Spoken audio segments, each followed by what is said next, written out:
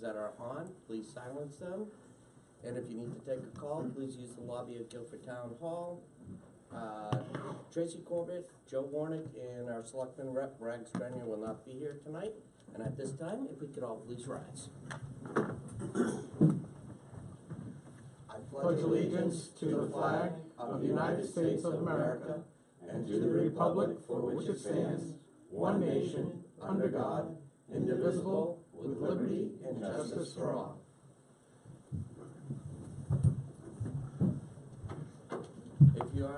If you have not already had a minute, if you could please look over the minutes of the meeting for last week.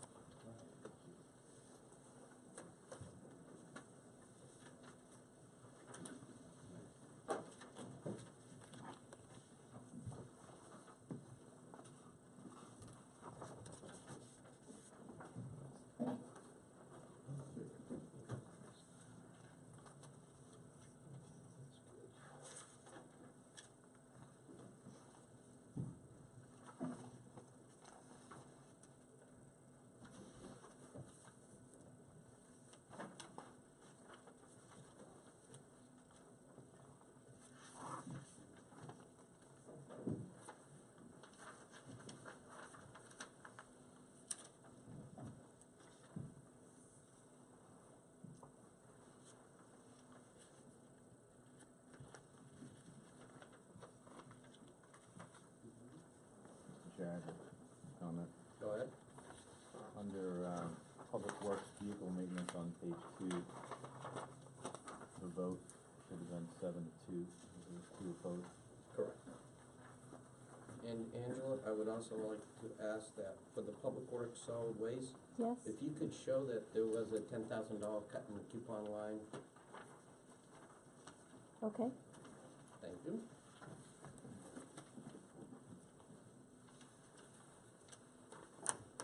This is more of a comment, though. I wasn't really psyched to see in the public record that someone commented about Belknap Landscaping being the most expensive option. I don't even know that that's accurate. That was just an opinion. And the owner's a taxpayer in our town, and I hate the public record reflecting us throwing his company under the bus. So noted. Is that? That's in Oh. Cemetery Subcommittee? Yep, yep. I like it to be stricken from that. I think it's not Yeah. really a relevant part of the Right, meeting. it isn't. It shouldn't be there. Yeah. Got So it? And it with a period at costly. That the grub control was too costly, period. Okay.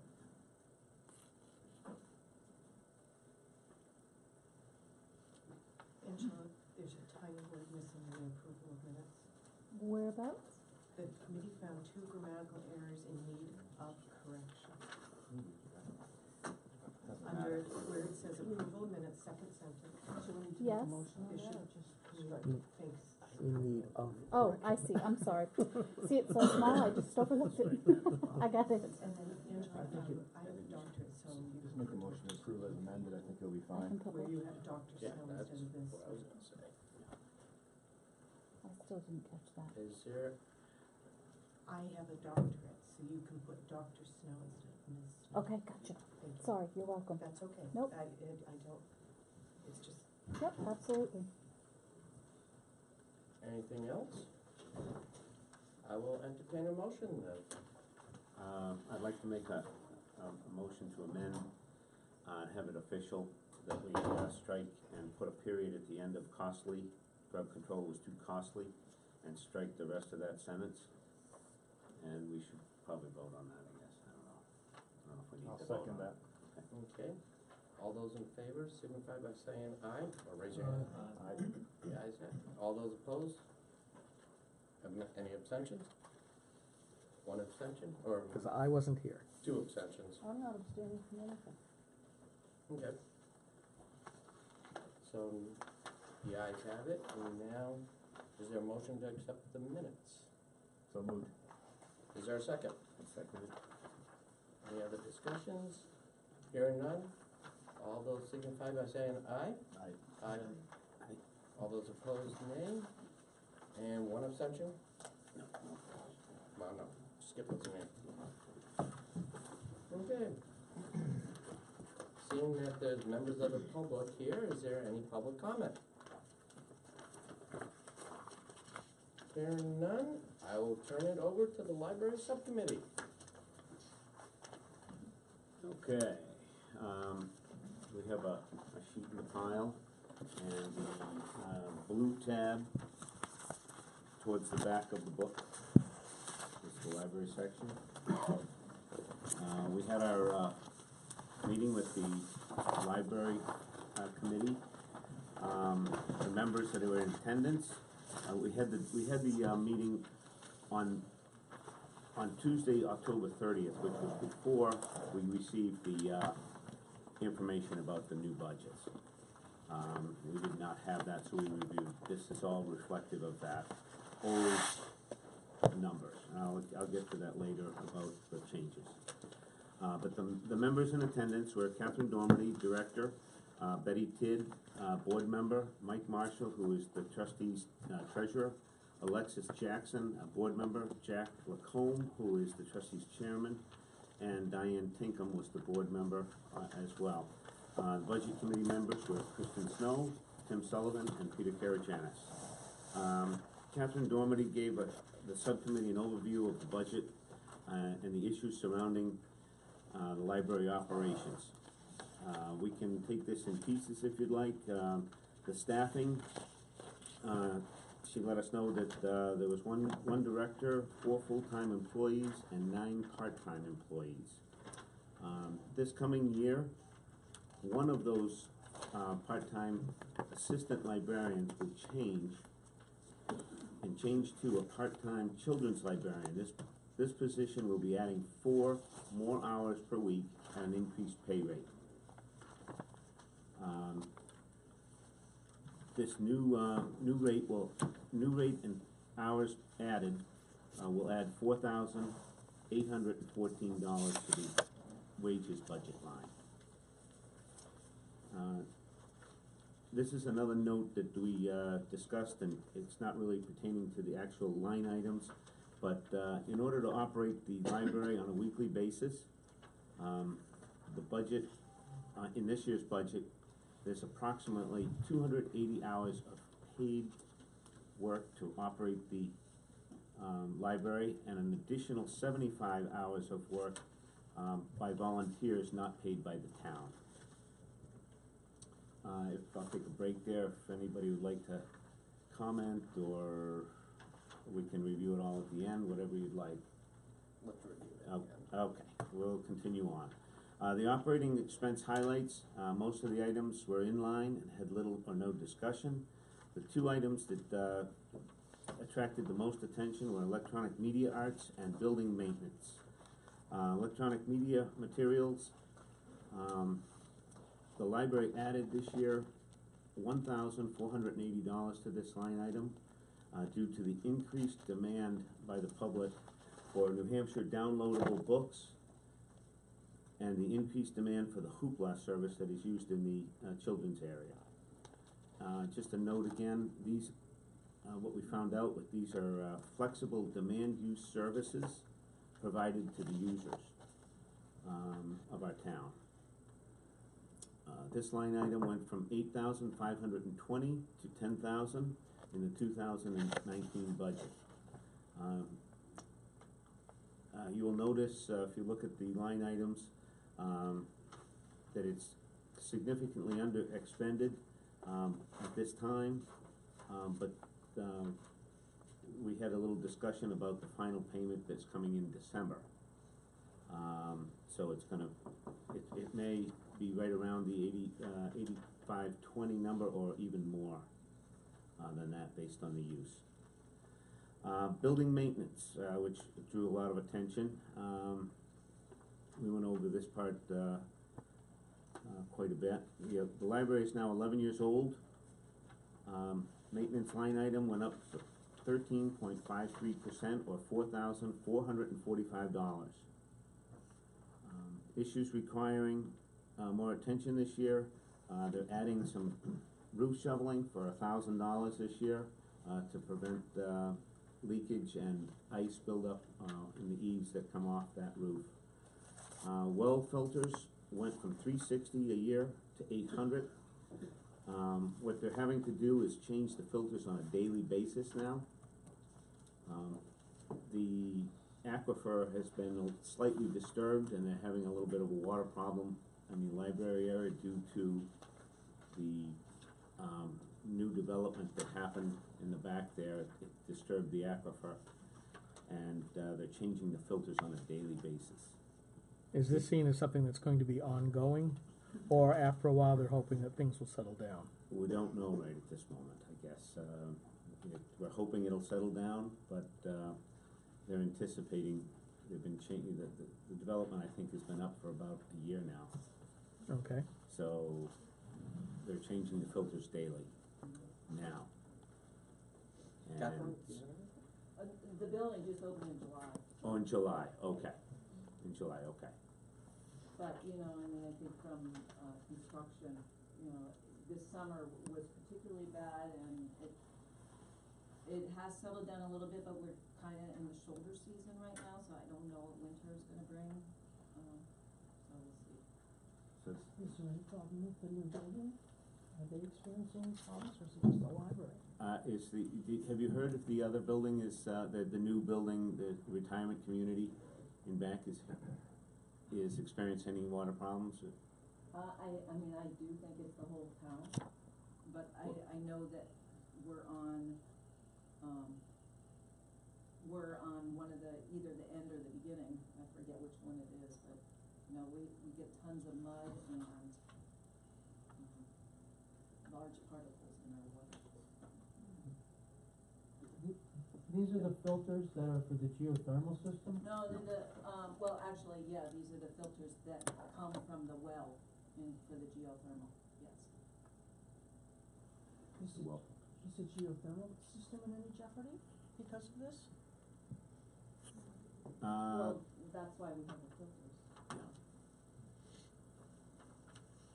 So it's catching everything. Our filters are about this big, and we have 2 of them. So every day a great big filter gets changed?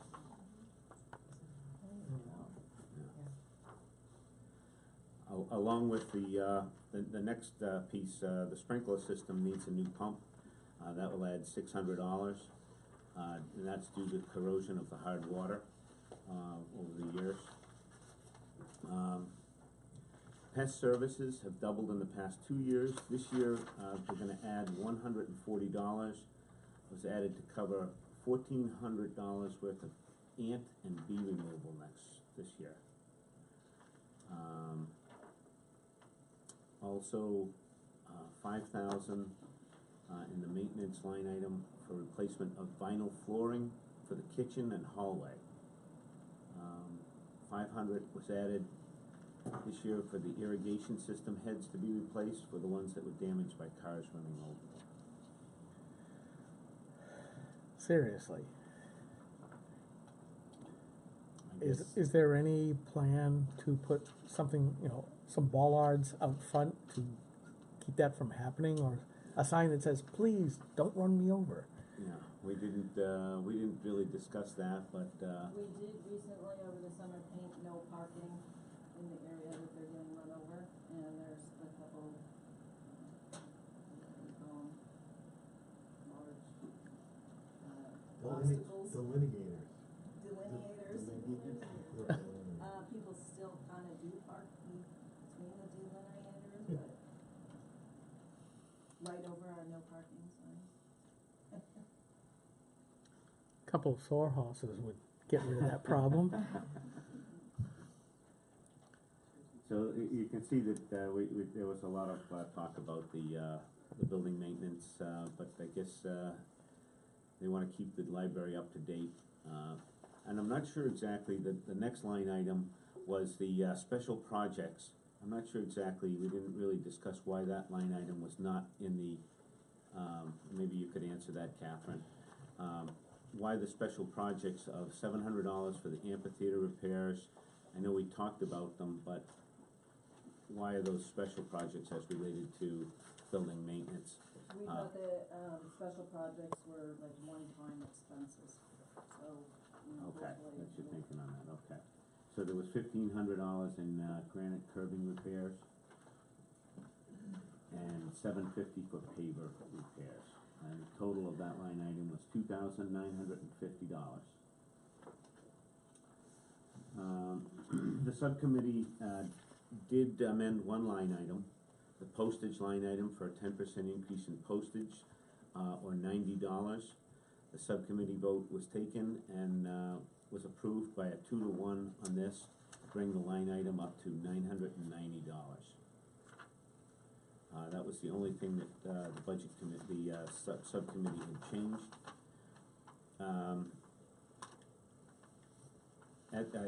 Here we go, at the, we were working with the old budget, and we approved as by a 3-to-1 margin, the library budget with the $90 included that we changed for $552,685. We approved that by a 3-to-1 margin. I kind of jumped the gun here on the note down below. There was a line item that was changed, and I believe we did discuss it at the time, but I didn't know exactly where it was gonna be reflected. I did call Catherine Dormady to find out what the reason was of that $2,340 that's different on the two different budgets, and that is for the waste removal for the dumpster that's going to be distributed away from DPW to all the different departments. So that's $2,340 that will be dumpster. Is that just the library share, $2,340? The library share, right, $2,340. So it's gonna act like the phone system then, everybody gets a cut, Yes, or actually a plus. yes. And it was all out of the DPW budget when we reviewed it. Okay, I have a question. In looking at your notes here, I don't see any mention of the geothermal system, and I thought, I understood it was getting a little wobbly, and was there any discussion about that at all? I don't remember any discussion, it was not in any of my notes. If Catherine, if you'd like to give us an update on the geothermal status of what its condition is in, and Okay, I'm sorry, I didn't hear what you said, Sue. Oh, I had thought I understood that the system was getting a little wobbly, and I don't see any mention of it in here for maintenance or any comment about its state of operation. So I was just curious. Well, we do have, our normal maintenance in there, so we have a maintenance agreement, you'll see a geothermal preventive maintenance. There's a line item for $3,800. Okay, so that's all you think you need then? Yeah. Okay.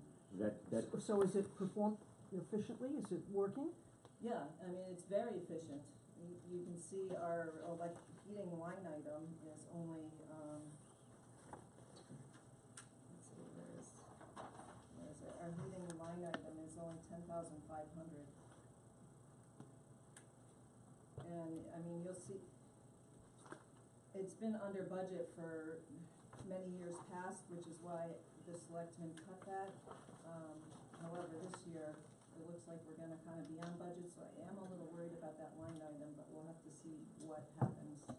I know that we had a hot summer this summer, so the air conditioning was on, but, you know, it's a 14,400 square foot, so for 10,500, we're heating and cooling. So that's pretty efficient. Thank you. Any other questions, Jack? Can you go through the staffing in a little more detail? I'm interested in what an assistant librarian doesn't do that a children's librarian would do. requiring the additional time and a higher wage rate. Catherine, if you would like to, elaborate on that? Oh, did I miss the If you come up to the, Jacqueline, could you come up to the mic, please?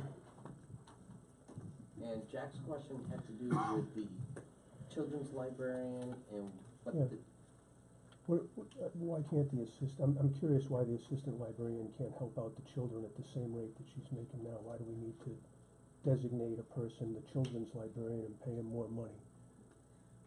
That was a decision that was made by the library's trustees this year.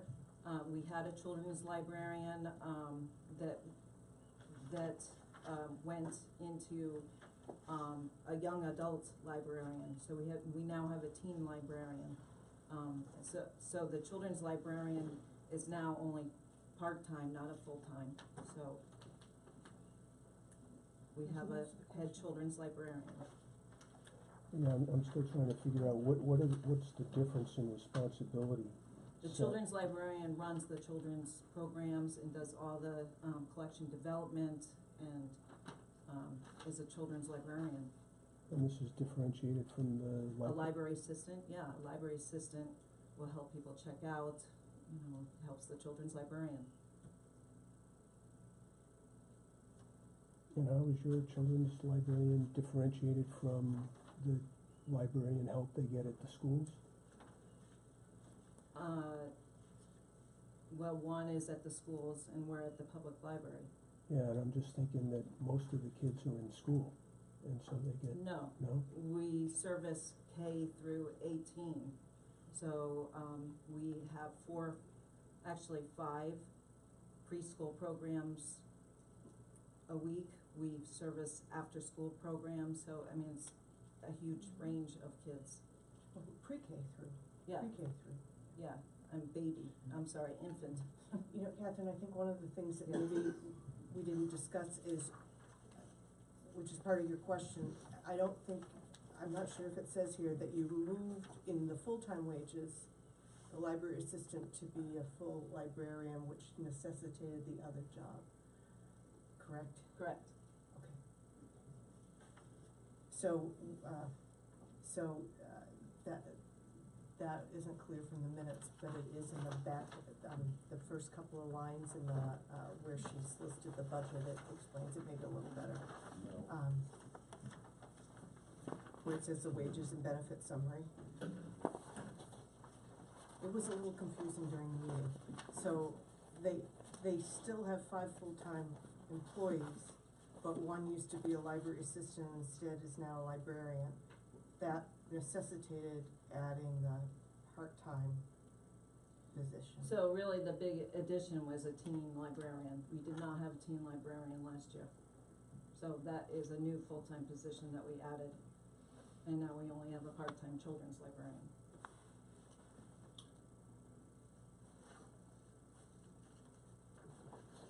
So it was a distribution to, fit our budget for this year, a redistribution of.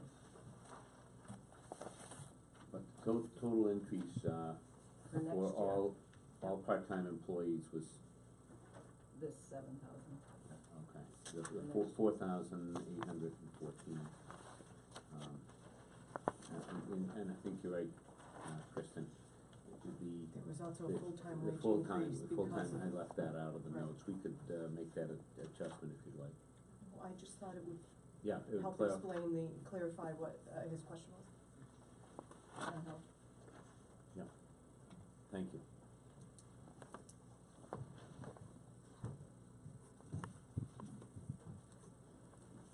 anything else? Chris? Is there a set wage scale that these hourly rates are based on, like, years of service, qualifications? Well, we fall into the town wage scale, so library assistant is grade 3 on the town wage scale, and librarian is grade 4 on the town wage scale.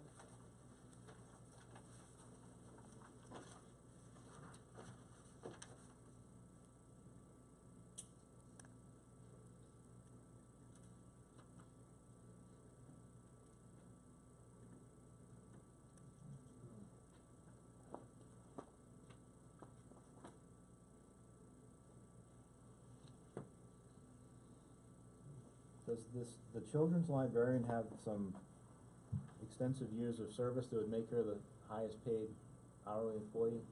That's the intent. So yes, she's been there the longest, is that what you're saying?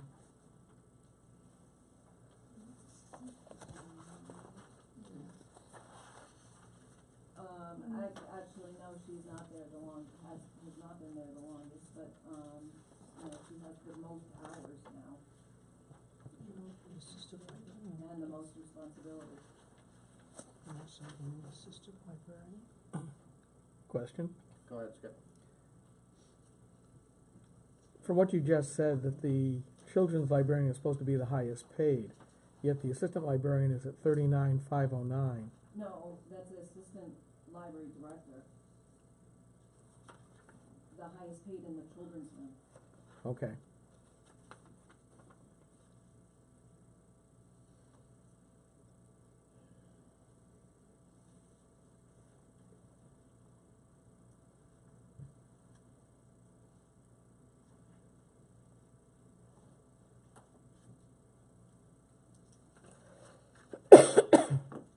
Anything else?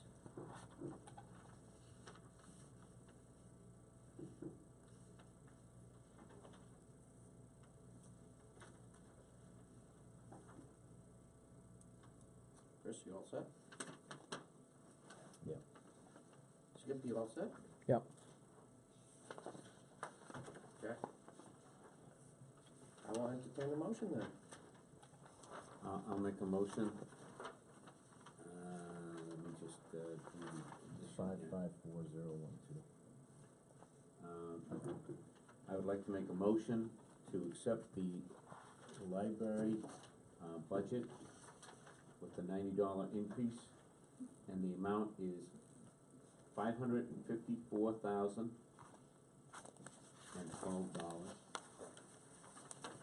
Is there a second? Second it. Seconded by Tim. Any further discussion? Hearing none. All those in favor of the motion signify by raising your hand. 6. All those opposed? 6-3. The ayes have it.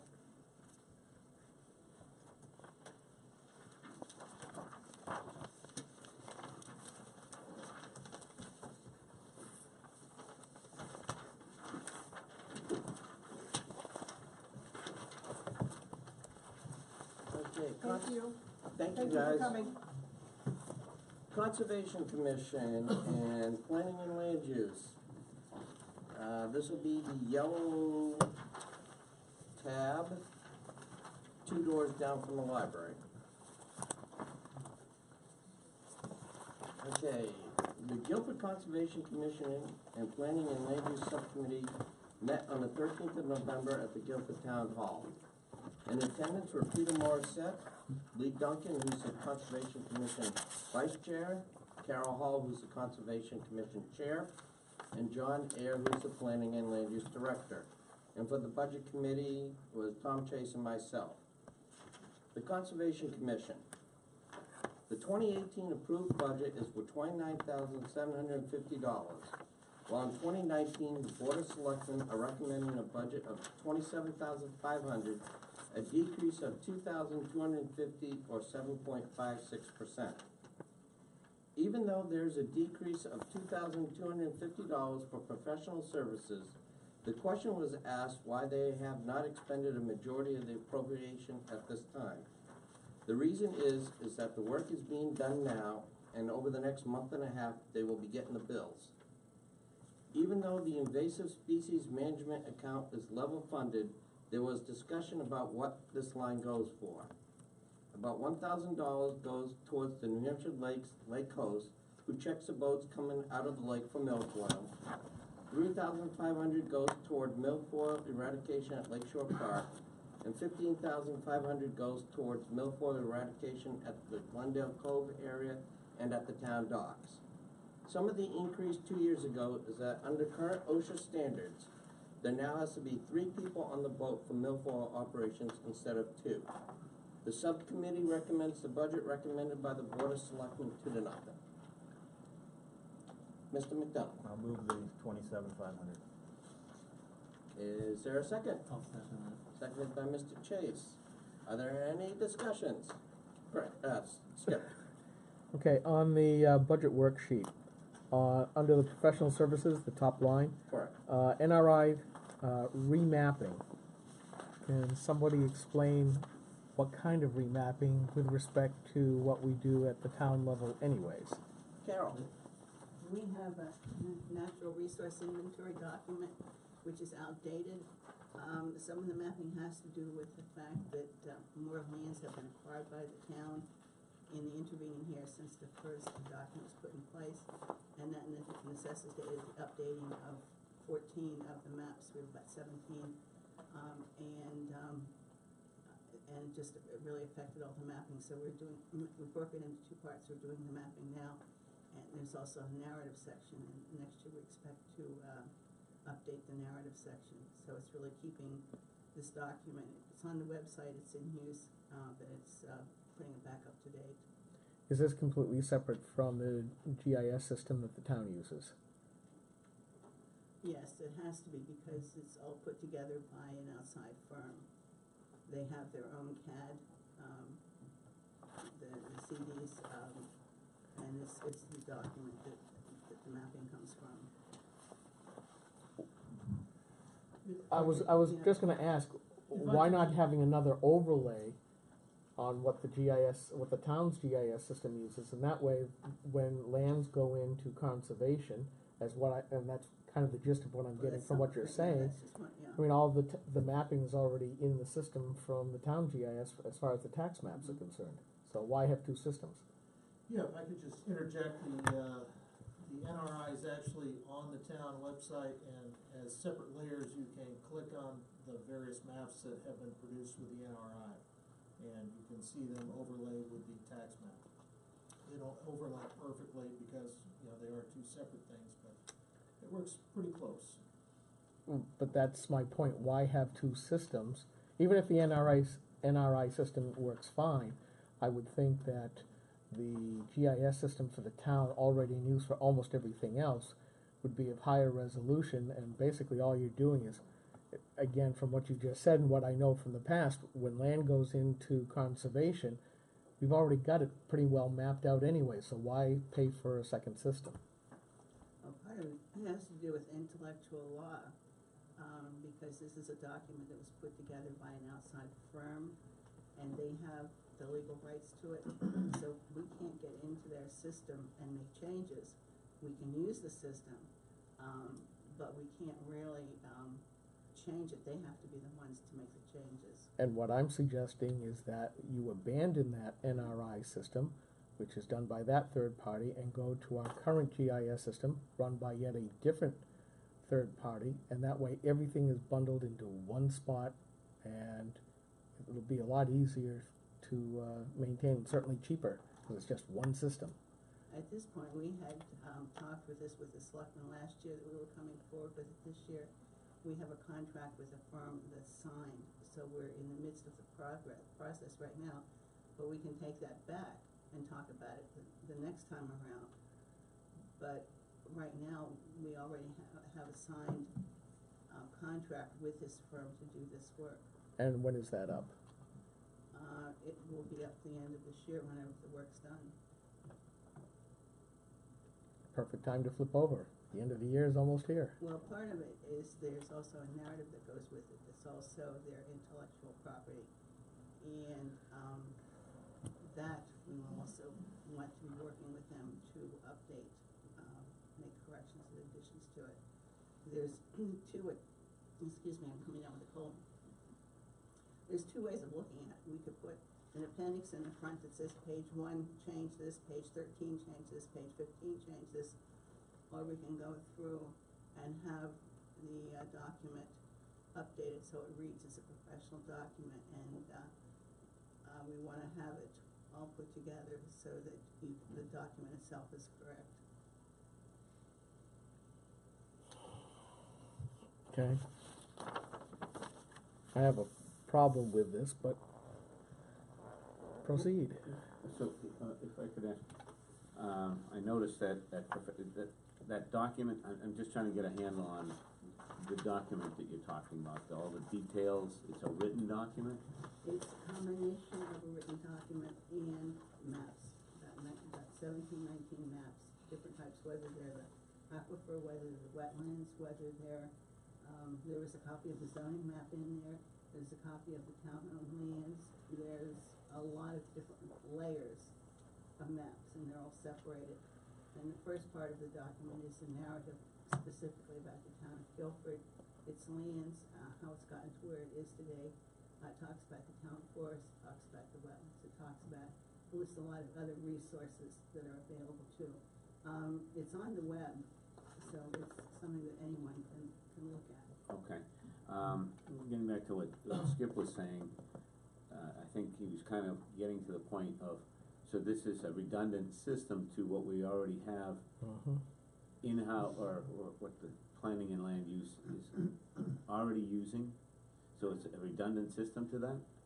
No, it's a separate study, and just the maps are PDFs that are available online. You can overlay them with the maps, but I think, what I'm hearing is a suggestion that rather than do them as PDFs, have them just do them so that they are, maybe done just incorporating, I'm not sure how to term it, even what the wording would be, but anyhow, make the maps so that they are using the same digital maps that are online.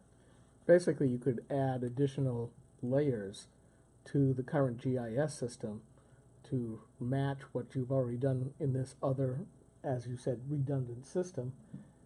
It's still online. So, that way everything's in one place. Problem is, I don't think the folks who do our tax maps are able to do the study, and the people who do the study aren't inclined to do tax maps, so. Well, if There's a lot more information here that are on the tax maps.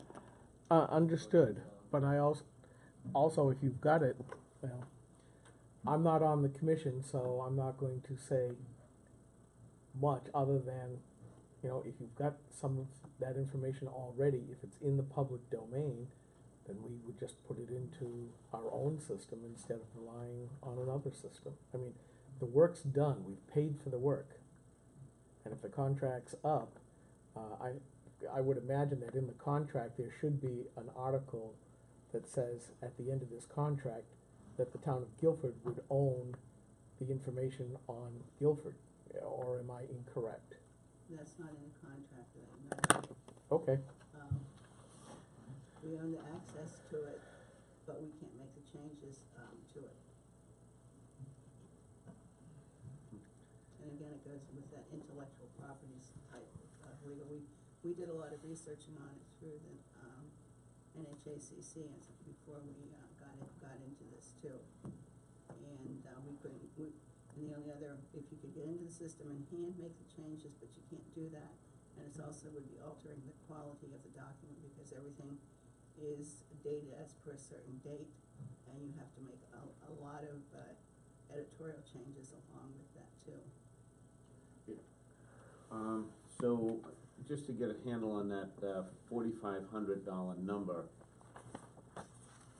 is that number based on the amount of additions that we have to make to it, or is that part of the contract? In other words, what is the contract cost to hold them? The contract is doing the work to update it, and it's also producing the maps, it's also producing a certain number of copies of the maps, including one large map.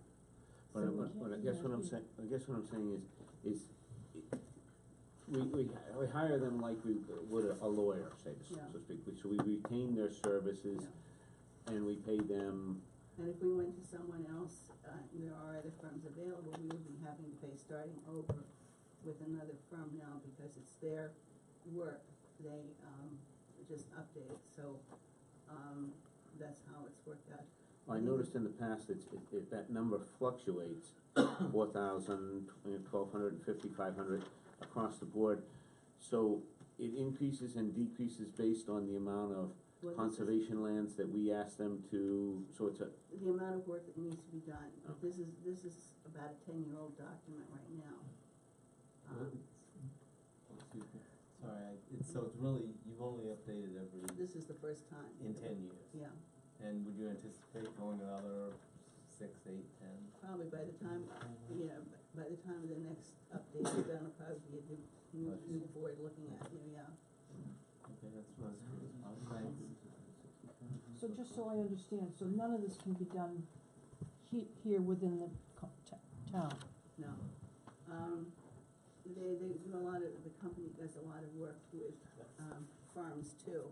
And sometimes firms will try to take engineering plans and mapping and try to make changes to them.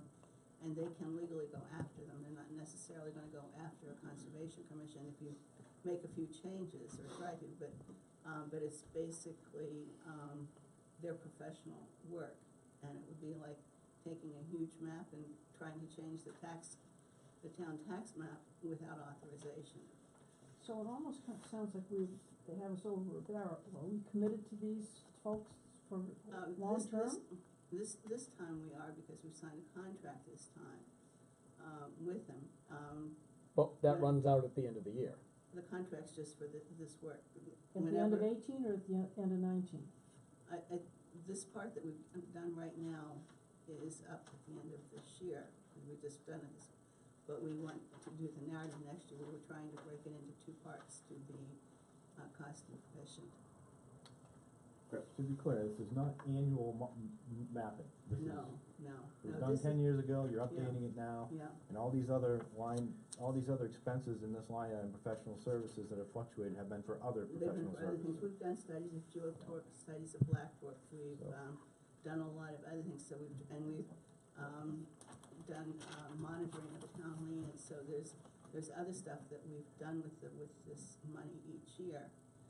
Because we have town forest lands, we have to deal with the work that needs to be done with them. So it goes for different things, and I wouldn't expect that it to be updated for another 10 years or not, whenever a lot more changes have happened, according to the town lands and the work that the next conservation commissions and so on do.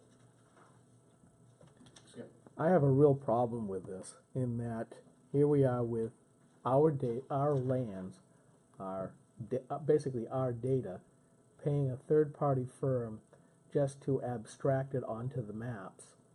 And then we don't have the ability to tell them that you need to export this into an industry acceptable format, because we may not re-up with you at the end of the contract. I think that's a big problem here, because our data should be our data, rather than just saying it's intellectual property. Well, it may be intellectual property for the software that they use to encode it, and I don't have a problem with that. I'm not saying that we need to have a copy of that system. That's ludicrous. But our data, I mean, that's something that should be protected by the town, and in this case, this commission, because we may not ever want to use them again, hypothetically, and we may wish to move to something else, either bringing it into our own GIS system where we would have more control over it, or some other party. It's nuts to be able to say, well, you get to keep it all, and now we have to pay somebody else to start right from the get-go all over again. That's craziness. Chris? Would you equate this to hire an architect to draw up your house plans? By the time you're done with paying the architect, you've got sets of plans you can use. Right. But they're not gonna give it to you in a software format that you can go in and move walls around. That makes sense. If you hire the architect, you own the plans. You own the plans, we own the We maps. own that. But we don't No, we own don't own the maps, that's the No, problem. no, we own the We own paper maps, we have We them, own the materials. am I correct? Yeah, But you don't own the source that creates those we paper do not, maps. they are not an editable source, right? They give you the product that you paid for, but And if we you could wanna redo them, you have to hire them or And we start could over. Because certainly that's- go to another But I'm- firm, it's and the another same firm could idea, do though. it, but it would be a lot more expensive because they would be starting from scratch. This document costs considerably more, 10 years ago, whenever it was first done, because and I know there was a grant that was done partially through.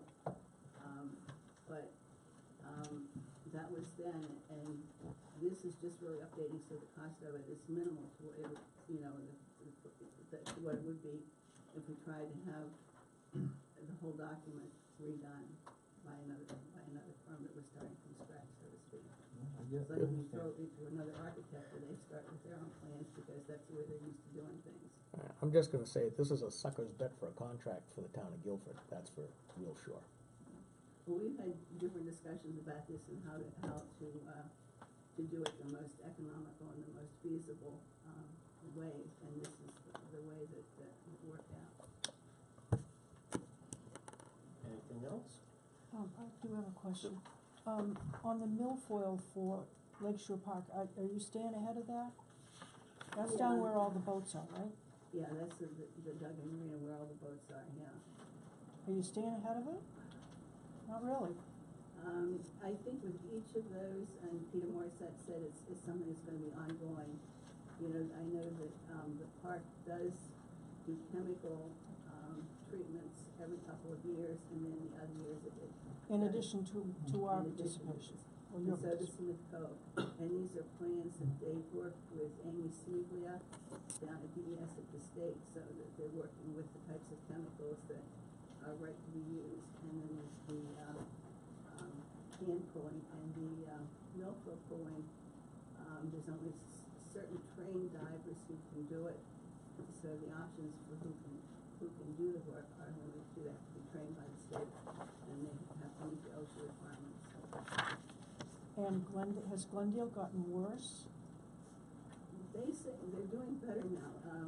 Peter gave us, a copy of 2 plans that showed the cove, and they're saying that a lot of the areas are less.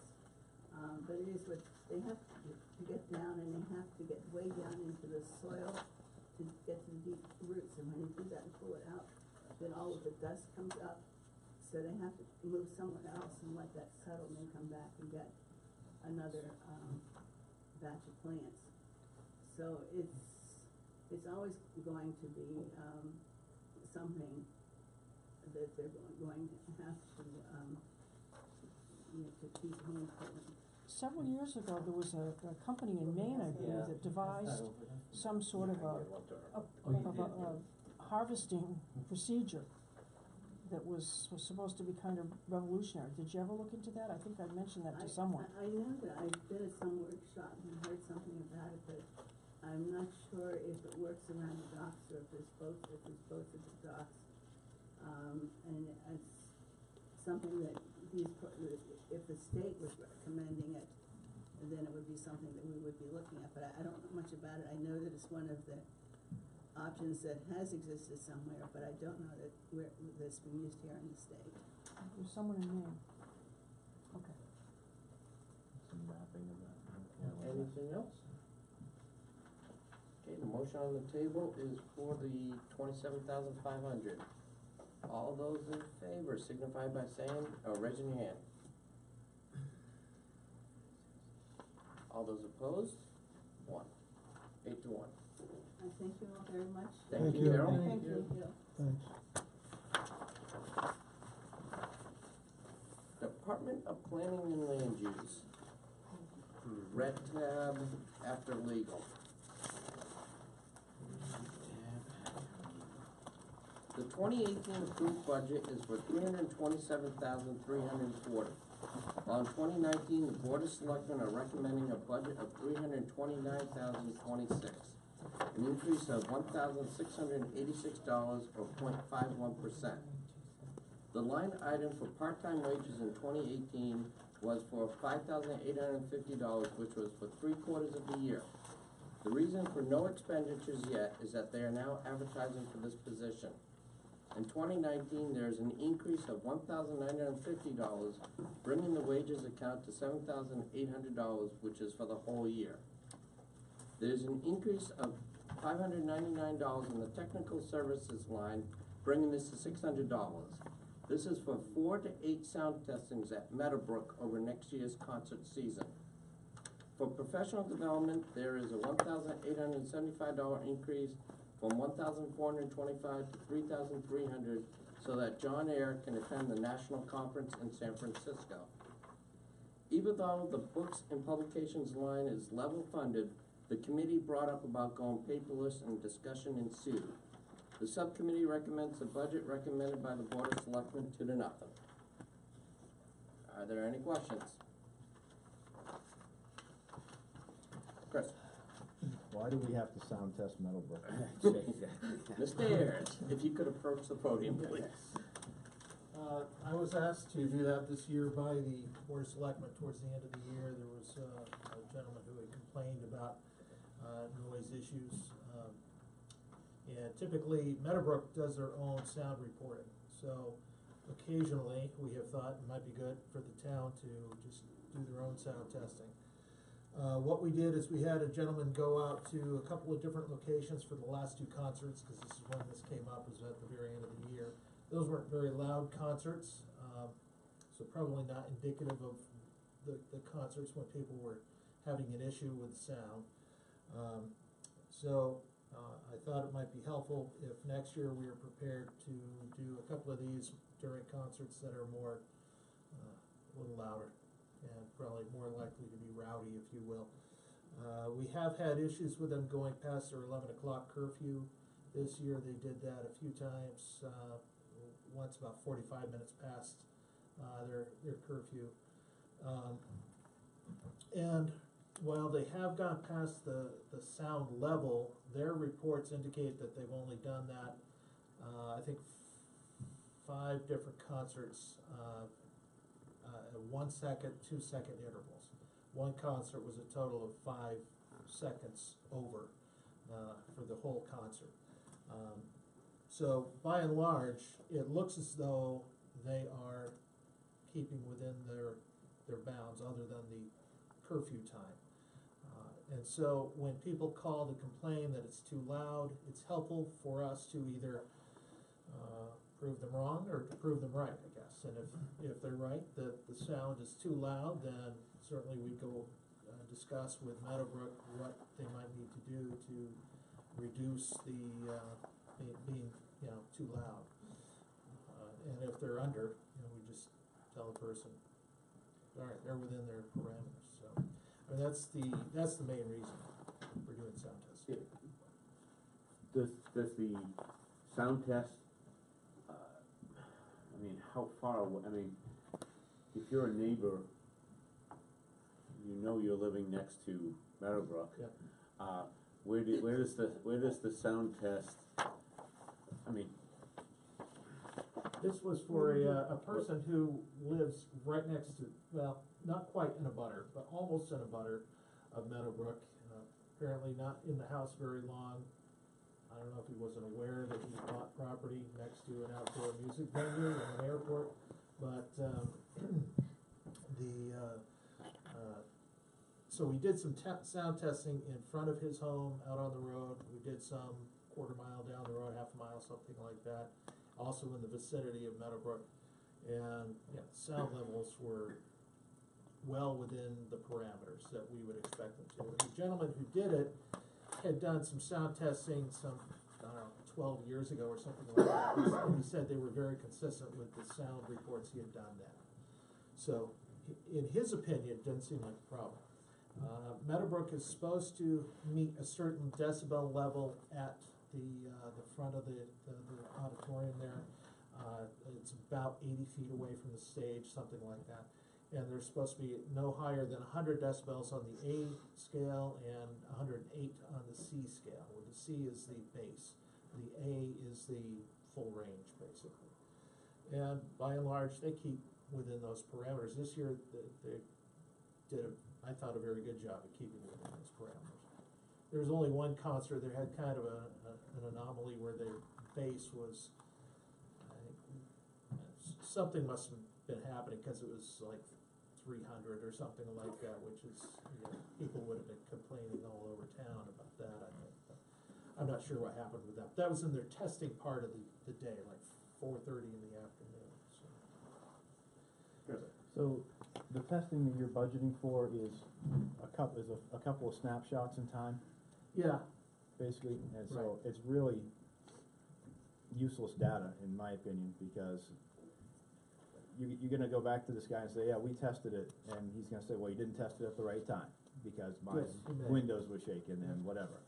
So to me, it's just, it's a waste of money. And, if it's too loud, the guy shouldn't have bought next to and outside music. Honestly. Well, they move into the hazard. They Exactly. take the discount on the property when Right. they buy it, moving into the So how much is hazard. it, $600? $600.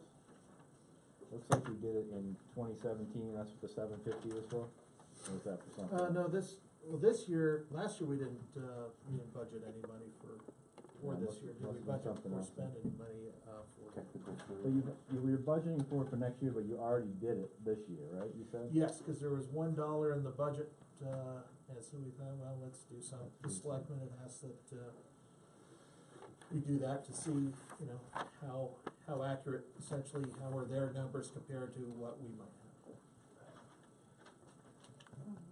Maybe you should stipulate to Meadowbrook that they need to have have it done independently instead of giving us their own numbers and have Meadowbrook pay for it. I agree. We hire, they pay?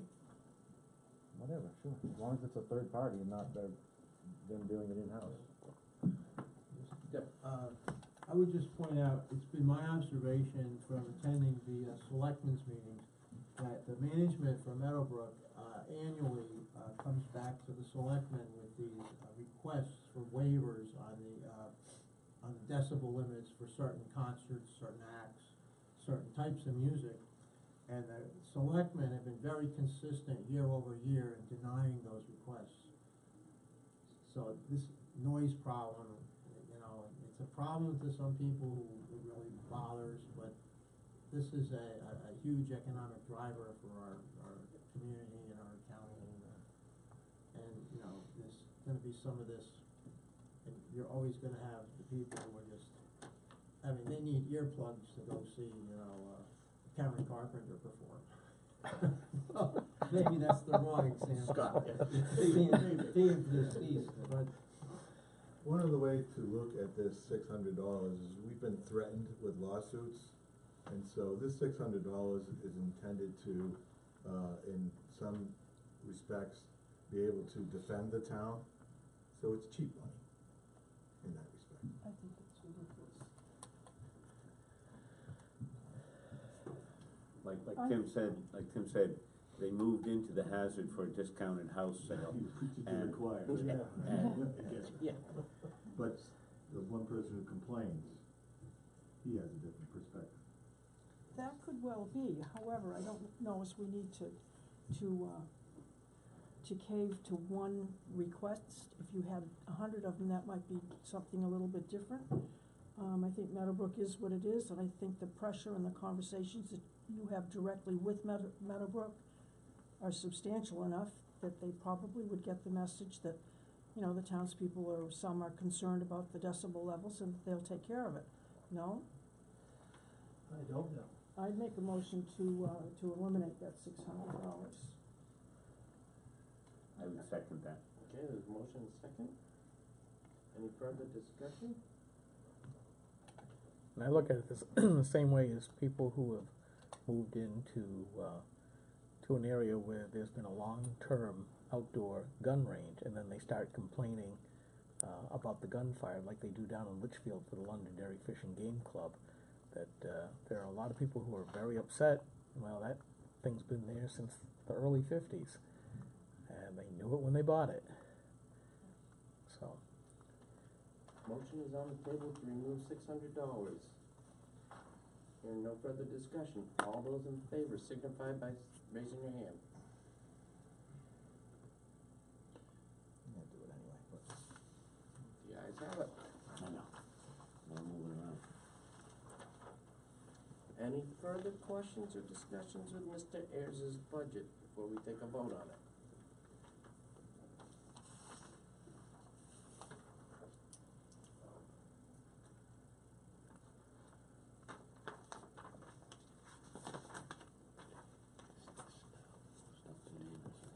What? Yes.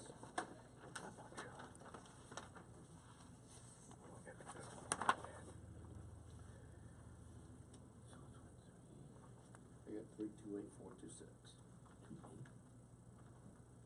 28426. Correct. Is that what you got, Chris?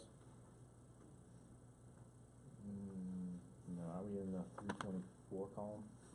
324. No, we're at 329. Oh, Oh, man, is it? I got the wrong one open Yeah, there. I You got know. too many budgets here.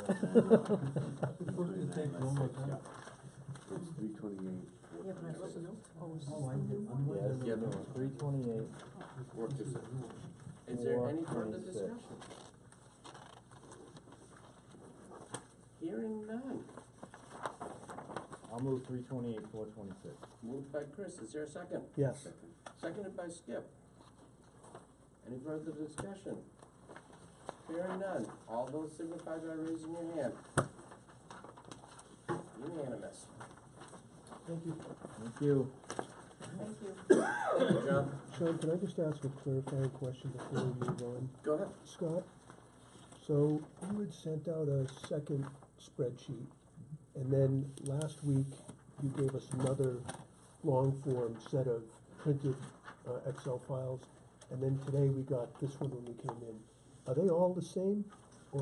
The one you received tonight, has, the only real changes in there, the selectmen looked at, $26,400 worth of cuts the budget committee previously made, and they agreed to those cuts, so their numbers changed accordingly. So this just gives you a picture of, where that process is at in terms of your numbers and the selectmen's numbers, what you haven't done yet, and what the selectmen have done so far. Thank you. So do we need to request yet another updated Excel spreadsheet based on this? Or can we? After you make all your decisions today, I'll be happy to provide an updated spreadsheet. Thank you, You're up. as always. Finance appraisal, technology, and welfare. Mr. Sullivan. In the yellow, what is it? Pink. Pink. The pink tab and on page 3 of our handout we got tonight. So, let me kind of read what I have here. Okay, we met, pardon my, I forgot to put the P in again. Okay. So we met on October 24th at 4:30 PM here at the town hall.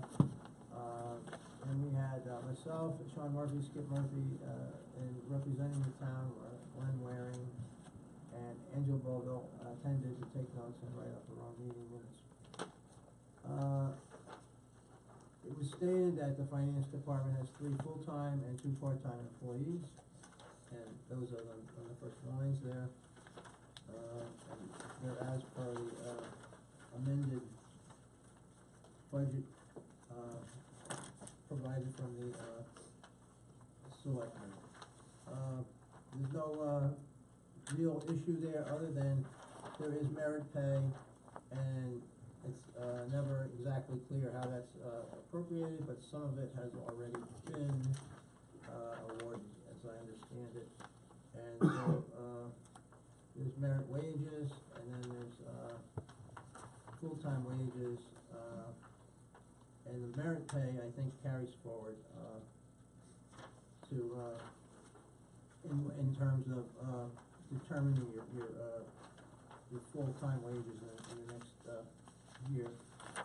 Okay, we had the budget preparation worksheet as recommended by the Board of Selectmen, which we reviewed and discussed. The first line is we size some of our wage items mostly due to the end of the year fiscal year for next year, which are mostly calculated against anticipated merit pay wage adjustments. There were de minimis increased lines associated with the FICA and the comp time conversions. Retirement increases were also quite small, as they are throughout the town this year for the most part.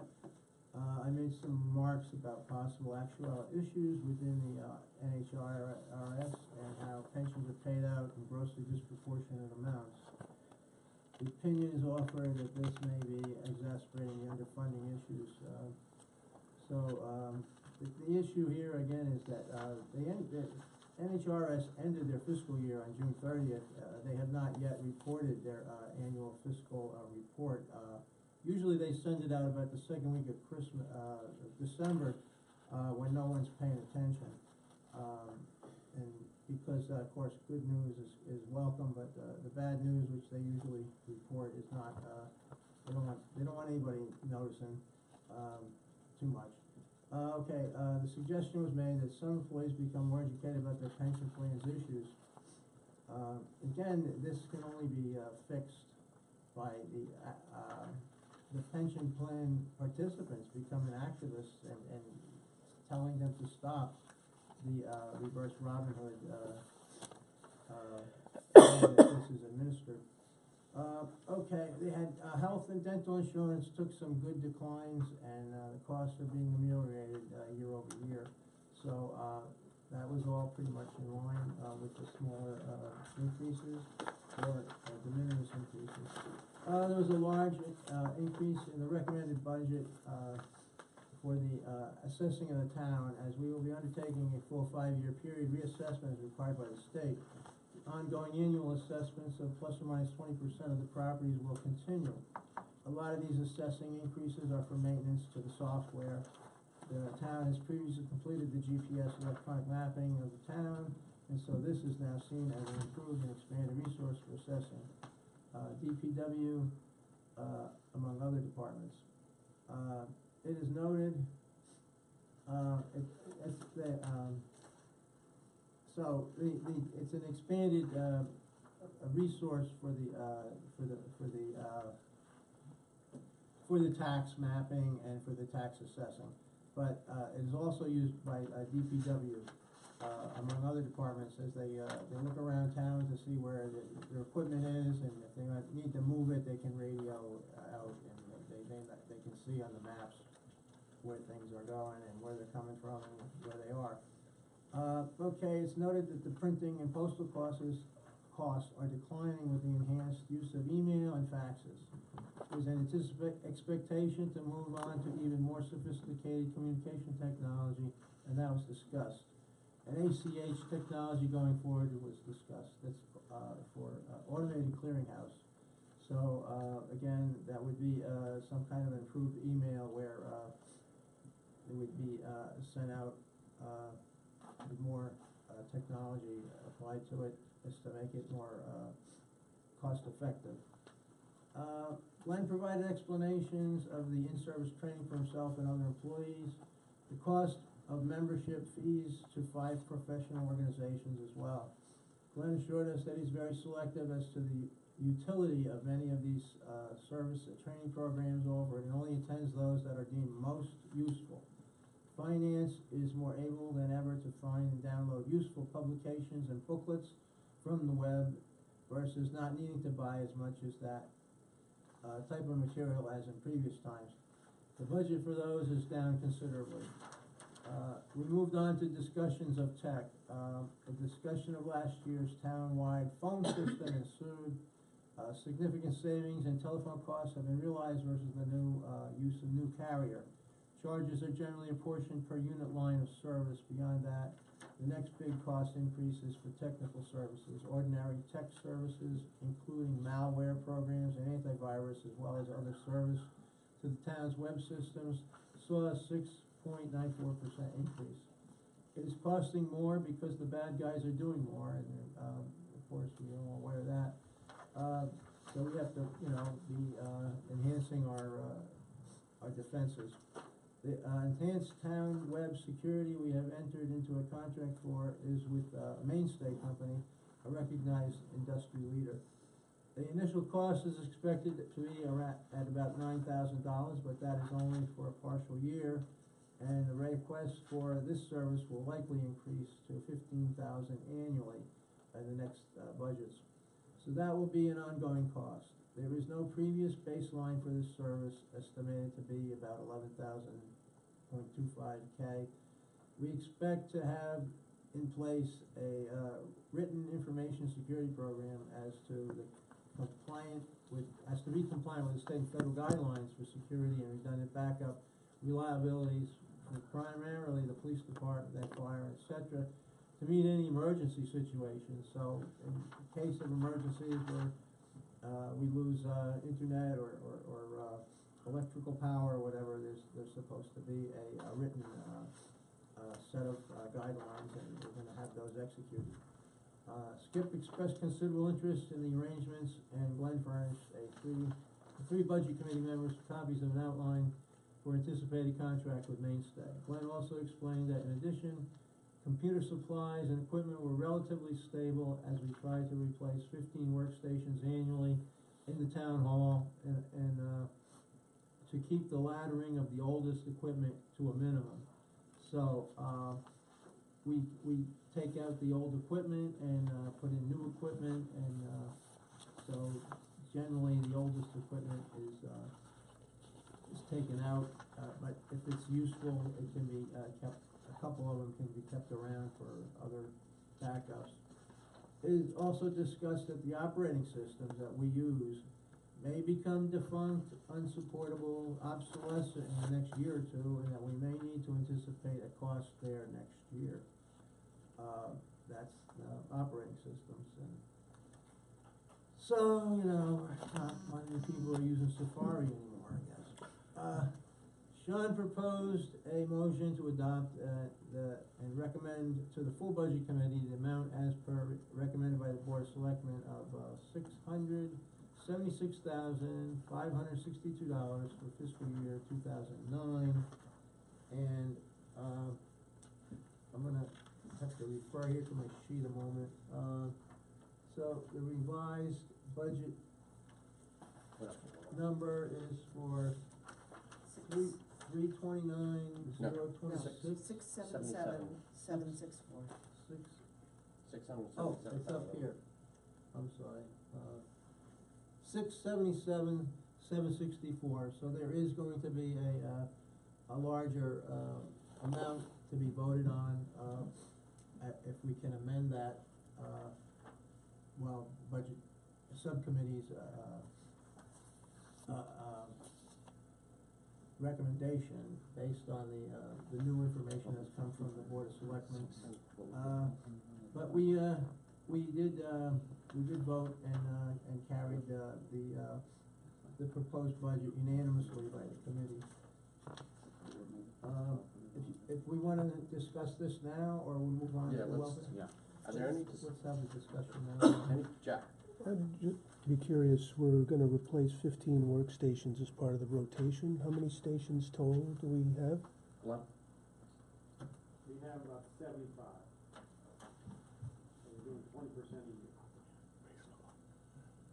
And what's just for curiosity, what is the operating system that's going defunct? Windows 7. That's not a big deal, though, you just go to 10, right? Well, there's two options. If the workstation is within a year or two of needing to be replaced, then it's more cost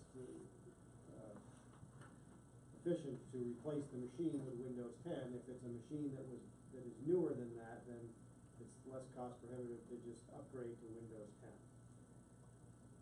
So we have some units that are in both categories, that it makes sense to pull ahead more than 15 units, and some that it makes more sense to just upgrade the operating system. Skip? I can't remember if I had asked you, Glenn. Some of the companies that I deal with, the auditors are very extreme. They say if something is not under maintenance, if Microsoft is no longer gonna support it, out it goes and has to be replaced. What's the story with our auditors? Do they look at it and say, okay, it's gonna be replaced in a year, don't worry about it? Our IT partner, in their contract says that everything needs to be current. Okay. All equipment must remain current. But what about our auditors? They don't get into our IT infrastructure. Okay.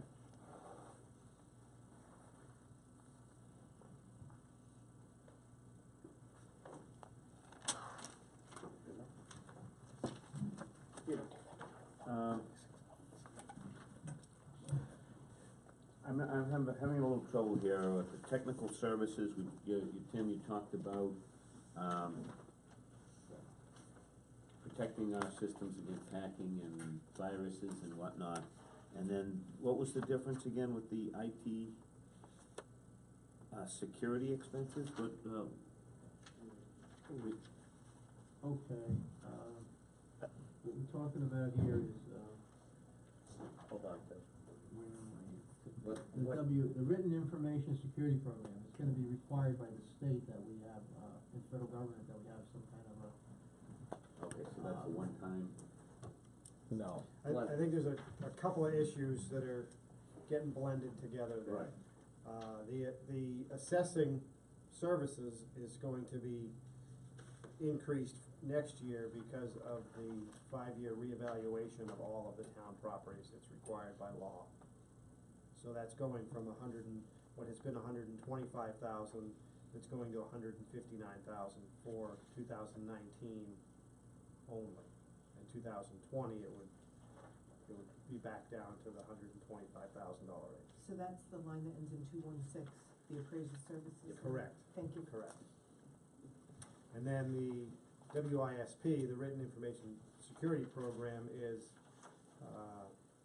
not so much our infrastructure, but to make sure that our system is secure from outside attacks, as well as that we're compliant with whatever federal agency we fall under, and there are several that we fall under, and the program would start with a risk assessment as to where are we most vulnerable and where are we lacking in compliance, and then in essence, a punch list would be created of how to attack that.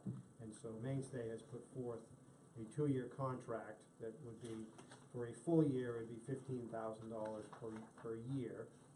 And they would do and write the program with us, policies, procedures, as well as test, as well as to resolve and work on that punch list as deemed necessary. And that's the, That's down the. 226 line item, security expense? Correct. IT security expense, so Correct. that's a special project kind of, Correct, aside from the normal, correct. AVG Correct. subscription service that we provide for each Correct. one of the machines or whatever, Correct. okay. So that'll be this year and next year? Yeah, So and it's most likely it's probably going to continue on beyond that. So, because obviously, once you identify what your risks are, you need to continue to maintain and mitigate those risks. And those are required by the federal government? Yeah, Which I dryly note, and I think I mentioned it during our committee meeting. right. The same government that has been hacked for well over hundreds of millions of dollars of data records telling us how to manage our problems, which I don't think we've had one yet, Just but at a I conference. am in favor of this by all Just at a means. conference yesterday and today, and again, there's another cybersecurity, and sure enough, they talked about the Pentagon being hacked yet again. Yeah. So, Chris? I'm not sure I quite understand this, and I'm sorry if you've explained it before. So you're doing a townwide reassessment, which is the RSA every 5 years, but it also says you're doing the ongoing 20% assessment. Why do you have to do both? So, in this year, correct me if I'm wrong, so this year we did not do 20%, is that correct? We did, okay. So the 20% is, in essence. I know you do 20% each year, but if you're doing everyone next year, Right. why do you have to do 20% So, also? I can answer that. Okay, and that's what I just So don't the 20% understand. is they physically go to the 20% of the properties and measure the structures and evaluate what has changed from past years. The system-wide revaluation is more of a statistical update Thank you. than Okay, anything now I else. understand, thank you. And that's 100%. That's to And bring that- us to. And that will be the to 100% that the RSA requires. Okay, thank you. Chris? You all set? All set. Or is there, Peter, you all set? And the new numbers, 677764.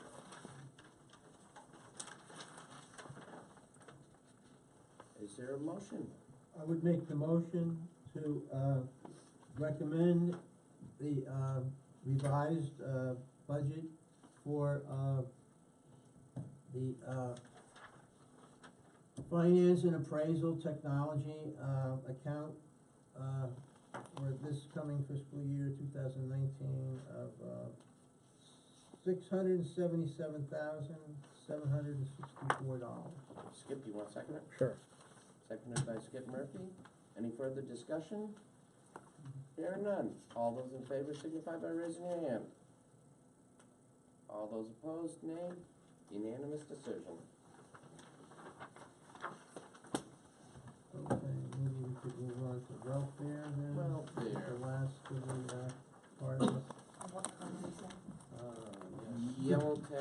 for health and welfare agencies. Page 25.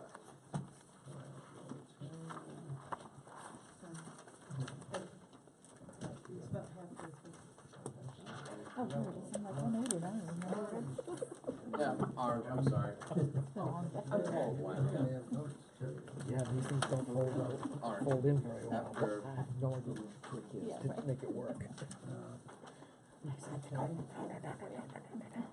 The subcommittee moved on to welfare. This is the town welfare program and deals with welfare issues as required by law for the town adequately administered to. This was not in discussion of the outside agencies also seeking assistance, which, generally come up on these other, town warrant articles separately. So, Glenn explained how he estimates the amounts, for the several lines being budgeted against the previous year's expenditures and needs. A well-known member of the Gilford community, Pam Clark, is employed part-time on a stipend basis as the town welfare administrator. The stipend and the FICA are level funded. Other services was enhanced by $300, a 13.64% increase to create some flexibility against reductions in the anticipated need for fuel and electricity assistance. It is felt that the economy is reasonably strong and that there will likely be fewer requests this next year for those situations.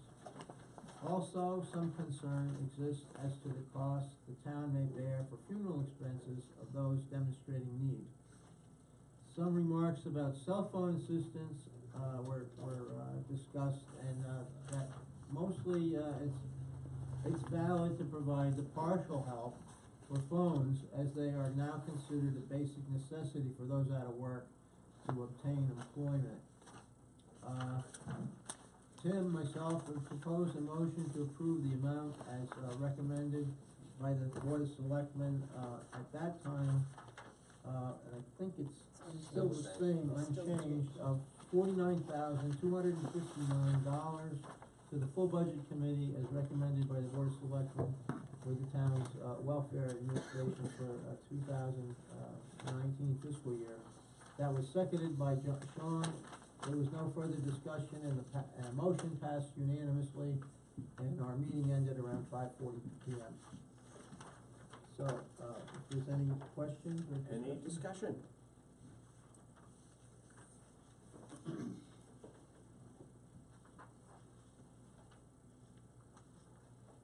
Okay, I will make a motion that, that we accept the, recommendation of the Budget Committee's, proposal for fiscal year 2019 for welfare of, $49,259. Is there a second? Second. Seconded by Tom Chase. Any further discussions? Yeah, I still have a question. So, Go ahead. so someone in town is unemployed, they don't have a cell phone, so we'll give them a cell phone so they can get a job? I'd like to correct that, because we do not provide any assistance for telephones. The amount budgeted in there for $520 is a reimbursement for the welfare director's personal cell phone. Okay.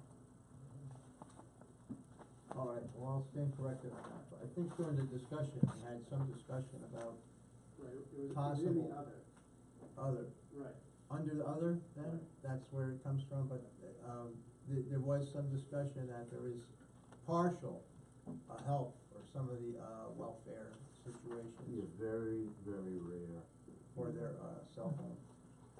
Which, you know, that, I wanted to have that in the report, just so that, you know, because some people are very much, offended by that, but that's, you know, the You know, situation. this budget committee has debated that issue several years, and when Erica was here, she made it very clear, she did not provide any financial assistance for someone's telephone. So, I recall talking about this in the past, and there is no provision for telephones that I'm aware of. I was one of the people that objected to that. One more question. So Go what, ahead first. but what are we required as a town by law to provide it for welfare assistance? Scott? It's a very broad statement that persons in need, we will help them. So that could be food, it could be shelter, it could be medicine. It could be funeral. It could be funerals. Yeah. It's sort of like the, Electric bills. yeah, it's sort of like the town equivalent of special ed. You gotta spend it, period. And this is true in every town. Yes. In this, the welfare statute predates the state's unconstitutional or unfunded mandate amendment to the Constitution, so we have to do it. And to have a $50,000 budget for welfare is pretty remarkable. The only comment I made during the committee hearing was, or subcommittee hearing was, let's see what the economy will do for us in this regard, given that, like today, it just came out 2.6% unemployment. There are How do no we- people looking for work out there that wanna work. I can tell you that. I'll second that. Okay, any further discussion? Motion's on the table for the, recommended by the Board of Selectmen. Is, all those in favor signify by raising your hand. All those opposed? The ayes have it. Unanimous. Chris, I'm gonna toss it to you for the insurance part of it. Alright, I don't have my report, so I'll go off of memory here. Sorry about this, by the way. Insurance. Insurance and legal. Insurance is a, as Mr. Murphy would say, yellow tab, but it's actually orange in the middle. Orange. I'm colorblind. Oh, wait there. No, it's from the beginning. Orange. Orange. Oh, it is orange. It is orange. It's really orange. It's not the light orange, it's the dark So the numbers in this budget are taken directly from the Primex quotes that the town has received for all these various insurances. And there's really not a whole lot to discuss here. Yeah. That concludes my report. Okay, any questions? No, Yeah, basically. Actually, we did have a little bit of a discussion over health and wellness reimbursements, in that it wasn't, one would look at it as what a lot of private companies do, which was give incentives for wellness programs, like you join a gym, join a swim club, Oh, that's or right. this, that, and the other thing. And actually, this can be used for pretty much anything that they want, like paying co-pays when they go to the doctors or some such things. So it's not all that well named, let's put it that way.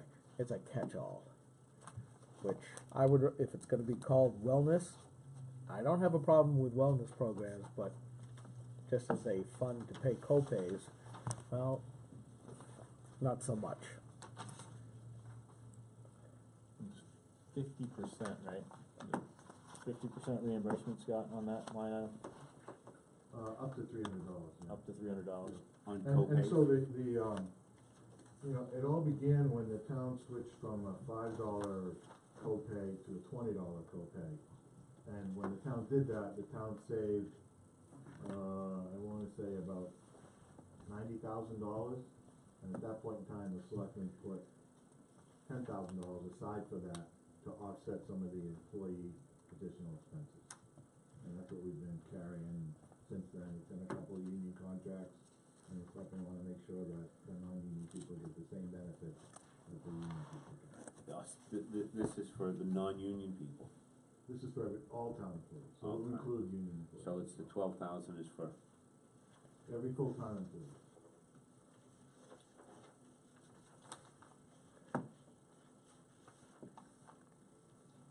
But they have to, like, fill out Send it something and first. request it, so if they don't use it or forget to file, it's a lot like the federal ones. Correct. If you forget to ask for your money back, you don't get your money back. This is for co-pays. It can be used for It that. can be used for that. It can be used for a wellness program. how much do you pay for a gym membership? Up to $300. So it's, it caps out at $300. And it's 50%, so they have to spend $6 to get the service.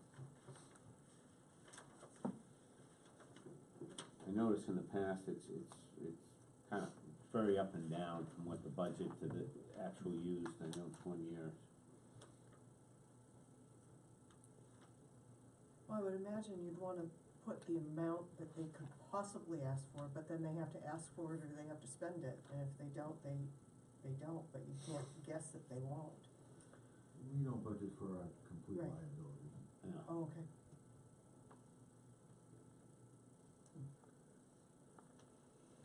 Anything else? I will entertain a motion then.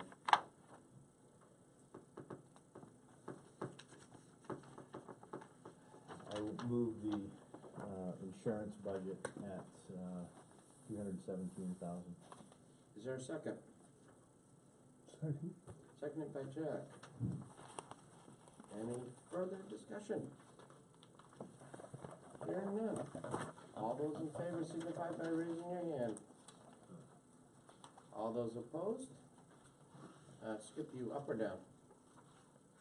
I don't know. Abstain. Legal, which is, a couple tabs back, also orange. Light on. Light Light orange. orange. Good for fun.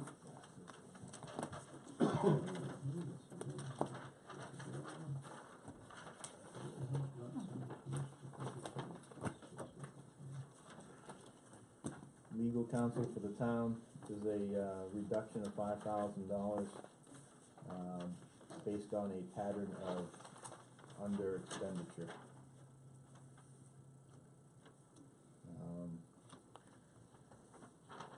Scott, again, I don't have my report in front of me. Will you refresh my memory of what the majority of those legal issues, isn't it about around the planning department? A lot of it's spent on land use. Land use issues, right? I think there was some discussion about the, how the New Hampshire Municipal Association legal assistance is not always of much use concerning some of the more complicated, cases that might face the town, and that which is what makes this, expenditure, necessary. That's good. I asked that question. And the $5,000 savings went directly to the Old Home Day 100th anniversary. Of course I was gonna make a note on that. Don't forget to get your T-shirt. Your contribution into her. Any further questions? Yeah, again, the land use, that was that, we got a kind of a brouhaha last year with, John Ayers. Is that what that was, the legal representation? What was that? No, that was his The wedding? association. Isn't that the? No. No. What association are you talking The about? New Hampshire Municipal Association that we pay And- dues to, they provide us a certain amount of, legal assistance based on, what we need to do to comply with, the municipal, requirements And we had and a stuff that hefty they're, discussion last they're year about that, experts and on. it was like $10,000. What's the amount on that? Do we pay for that service? Well, our dues is just under 10 grand, so it's not just for that specific service. I had asked Scott, because the school district uses the free legal services sometimes from the school board association. So I asked if Scott used it, and Scott said that he's been doing his job long enough to know how to work his way through most of the simple legal stuff in town, and when it comes to having to expend this money, it's on big stuff that, is beyond him and beyond the association's, free legal services. We do though, from time to time, call NHMA for legal advice. I won't say we never do, we have done that, and I know that, last year's, several members of the budget committee called on a fairly regular basis as well. Any further discussion? And hearing none, I will entertain a motion. I'll move 49,000. Is there a second? I'll second. Seconded by Kristen Snow. And hearing no further discussions, all those in favor signify by raising your hand. Opposed, nay? Unanimous decision. Now, before we get to the special warrant articles, have one more little budget to do. Patriotic purposes, the orange tab at the library. This basically goes for $125 for the Memorial Day and $750 for the candlelight stroll. Is there any questions? Any discussion? Yeah, I do. Sue. What tab, where is it? Orange tab at the library? Dark orange. Dark orange. At the library. Other culture, is that it? Patriotic purposes. 2/3 of the way back into the. Can I ask who orchestrates the candlelight stroll? Who's in charge of that? Is that, It's a group of volunteers. Yep. Primarily done by the library director and the buildings and grounds superintendent would be the two lead. I don't see that. Where is that? But there are other people involved too, who are not Patriotic. town employees. It's gonna be back. I know, where's Conservation the, Historical Societies, Oh, I see, it's several of their Memorial. members are involved. yeah, and the one underneath that's Catholic stroll. If somebody They're wanted to matched together. volunteer and join the volunteers, who do they talk to? Sue, Catherine. the previous Catherine. one didn't have that, the new one has that one. okay. So she's correct, the one that came in the binder didn't have that line, the updated budget added the candlelight straw line. Okay, Sorry, now Sue, what I page? apologize, though. I have a comment on that, but I'd like to find it here, I don't see it. So the Page candlelight 29. stroll- Page 29, Sue. Page They 29. want 750? Correct. They've done what, $750 each time they've wanted it. So this will only be the second time that the town has funded this. Initially, they didn't take any funds, and then 2 years ago, they did a special warrant article for $750. Last year, they didn't ask for any money, and this year, they wanted another $750. The selectmen debated this, intensely, with $750, and came to the conclusion that, it didn't make sense to do a special warrant article for $750, and that, the voters would probably, overwhelmingly approve of this, so they put it in their recommended budget under this category. I do have a comment. Sue? I don't think the $750 is necessary at all. I think it should be a volunteer program, as it was when it first started. And as I recall, the $750 that they asked for originally several years ago was for the rental of the wagon, for the horses, and the hay for the horses. And I don't know where the wagon comes from or who provides it, but it would seem that, we don't need to spend $750 on a candlelight stroll. I'm opposed to it. And I would make a motion to remove the $750. Second. Any discussion? Deb? I believe some of this money goes to, the cost of opening up the Thompson Ames, building, so that we can have, some warming area, and I think there's restrooms available in there too for the public. Is So, there heat provided with the Heat. Thompson Ames? Yes. that includes heat, yeah, that, some of this $750, I believe, will go to the, cost So of is the heat for water that and the night. plumbing running year-round in the Thompson I Ames? believe it is. I don't think this money's used for that purpose. No, I think it goes to, some outside person, whether it's a person with a horse and carriage coming in, or band or something, it's I not think gonna the be. Thompson I'm Ames more did than sort. that, then. I So, thought you're they doing it- contributed something to You're doing the the candlelight stroll this building year, correct? cost. They are doing it this year, So they didn't ask for any money then? correct.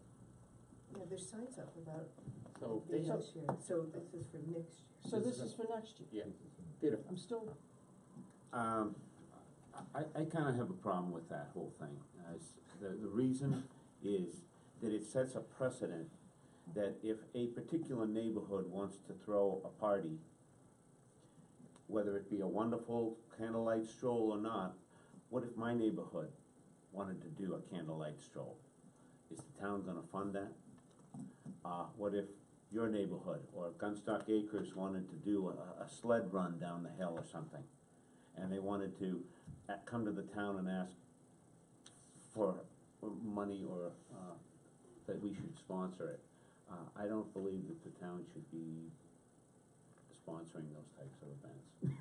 We already do our old home day, that's a tradition for a long time. And the fireworks that goes with it. And the fireworks that goes with it. I think this is a volunteer thing, I think it's a wonderful thing, but I think it, should be a volunteer related issue. Chris? I think we should all watch some more Hallmark movies, Don't you see the towns that are in those Christmas movies? Every one of them has a town Christmas tree, and everything is awesome. And the Clydesdales too, right? Right. And my son wants to know why Gilford isn't more like the Hallmark movies. And why don't we have a town Christmas tree? And he wants to volunteer for the stroll, so. And you should move to the village, they could use some more conservatives down there. So I'm all for spending the $750. I agree with that. The motion is on the table to remove the $750 for the candlelight stroll. All those in favor of the motion made by Sue To remove the seven? to remove the $750, signify by raising your hand. All those opposed? It fails 4-5. So now, is there a motion then to accept $875 for patriotic purposes? Well, I'll move it, $875. I will second it. All those in favor signify by raising your hand, please. That's 5, all opposed nay. The ayes have it, 5-4. Mr. Chairman, if I may, Yes. before you move on to your special warrant articles, you have completed all of the budgets in the operating budget. And we have a bottom line figure for that.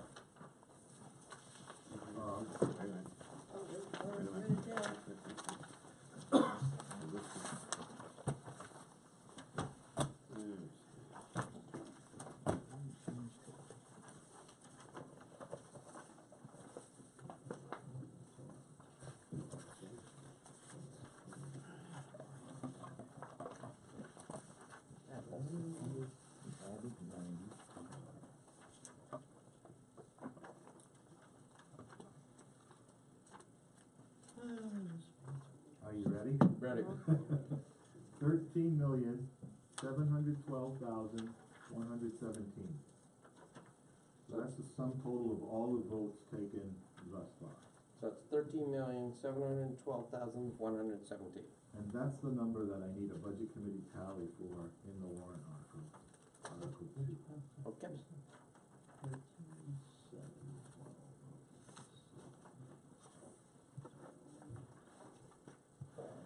Okay. Are we ready for the special warrant articles? No, we need to vote on 13,712,117. I thought we were doing it on the article 2. That's the number that's gonna go into Article 2. We Oh, haven't okay. voted on it yet. Is there a motion? I have a question first. Are there any more firm members that are gonna come in the next month? I do not anticipate that, but I sure wouldn't guarantee. If we do, will you bring them forward and we will go back and revote? Because we've got about another month worth of dealing with the schools here, so Yes. time is not of the essence. Right. So what did, can I ask, what did that number change from the? Well, it's $510 less than the selectmen's fee at this point. Okay. And those are the decisions you made today, you added $90 to the library postage, and then you subtracted $600 from planning, right? Yeah. But okay, I think that's all you did tonight. But that's That's- after they agreed with what we did last week, or Yeah, from the yeah. very So beginning? this is just your note. Okay, This is all the votes you've taken thus far, okay. sum total. And they agree, and the Board of But then Selectmen they agreed to all our changes. They agreed But it could as change of again. last meeting. You could As change last again. week, right. Yeah. So right now, there's a Change again. $510 difference between the two. But there was a bigger difference before they agreed. Right. Yes. Yeah. Got it. Okay, I understand now. Thank you. Do we know what that number was, just for the sake I of? think last week you caught, We it's cut either 10,000. 26.4 or 24.6, one of those numbers. Okay.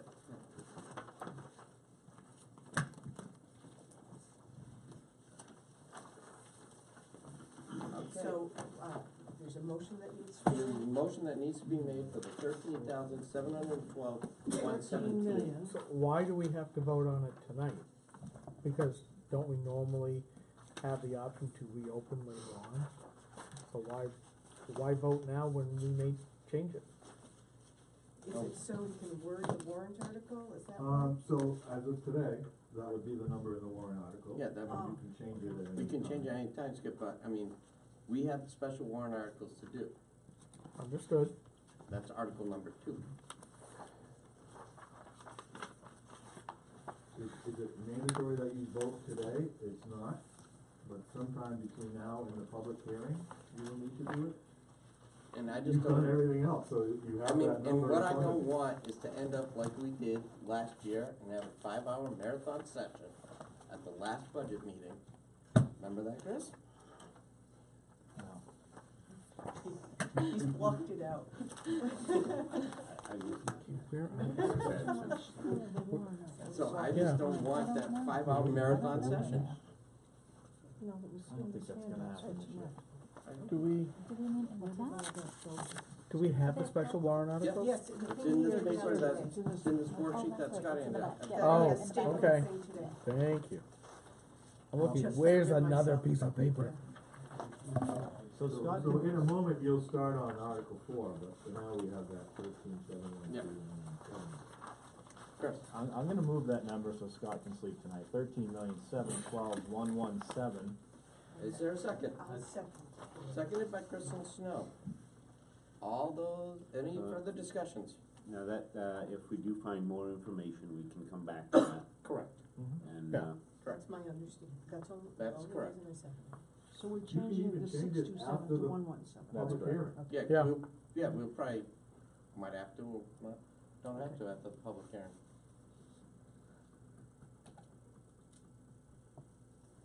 Anything else? All those in favor of the 13,712,117, signify by raising your hand. All those opposed, The contrarian. 7-2.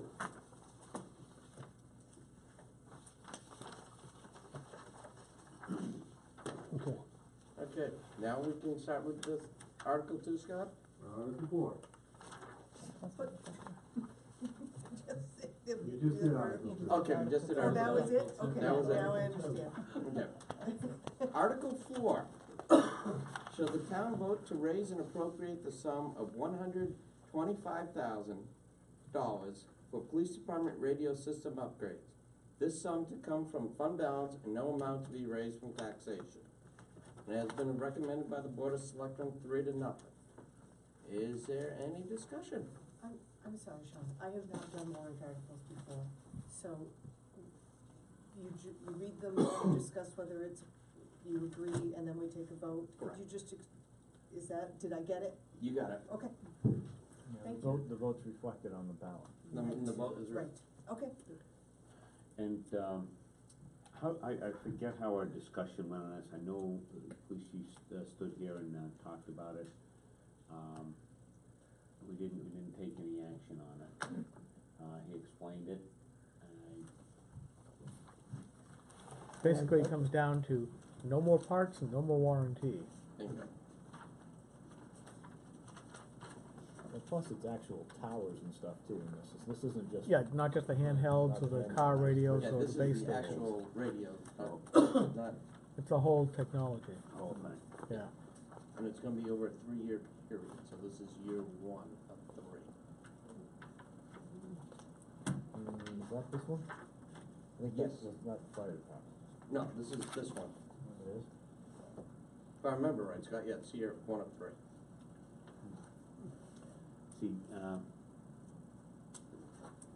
the voter Doesn't know that. doesn't know that. Unless they read the CIP, because it's clearly contained in the CIP. I didn't know that, and I'm sitting here listening. You tell me you haven't read the CIP? No, I have not, sorry. That's a good point. Yeah, Why, I would- why don't we just put that in? Why don't we just put that in, because the, The oftentimes. selectmen write the warrant articles, so you guys have to vote on what's written here. Yep. Yes or no? Well, I would like to make a motion that we ask the selectmen to reword this warrant article such that it says $125,000 each year for the next 3 years. And To that's a- not even And that's not even gonna be Next correct, cause it'll be year going is down if I remember 30-something correct. and Well, Last year's whatever the right something. numbers would be, but to let the taxpayers understand that this is not just a single year shot. That's really the intent of my motion. So whatever the monies are in year 2 and year 3, plug them in.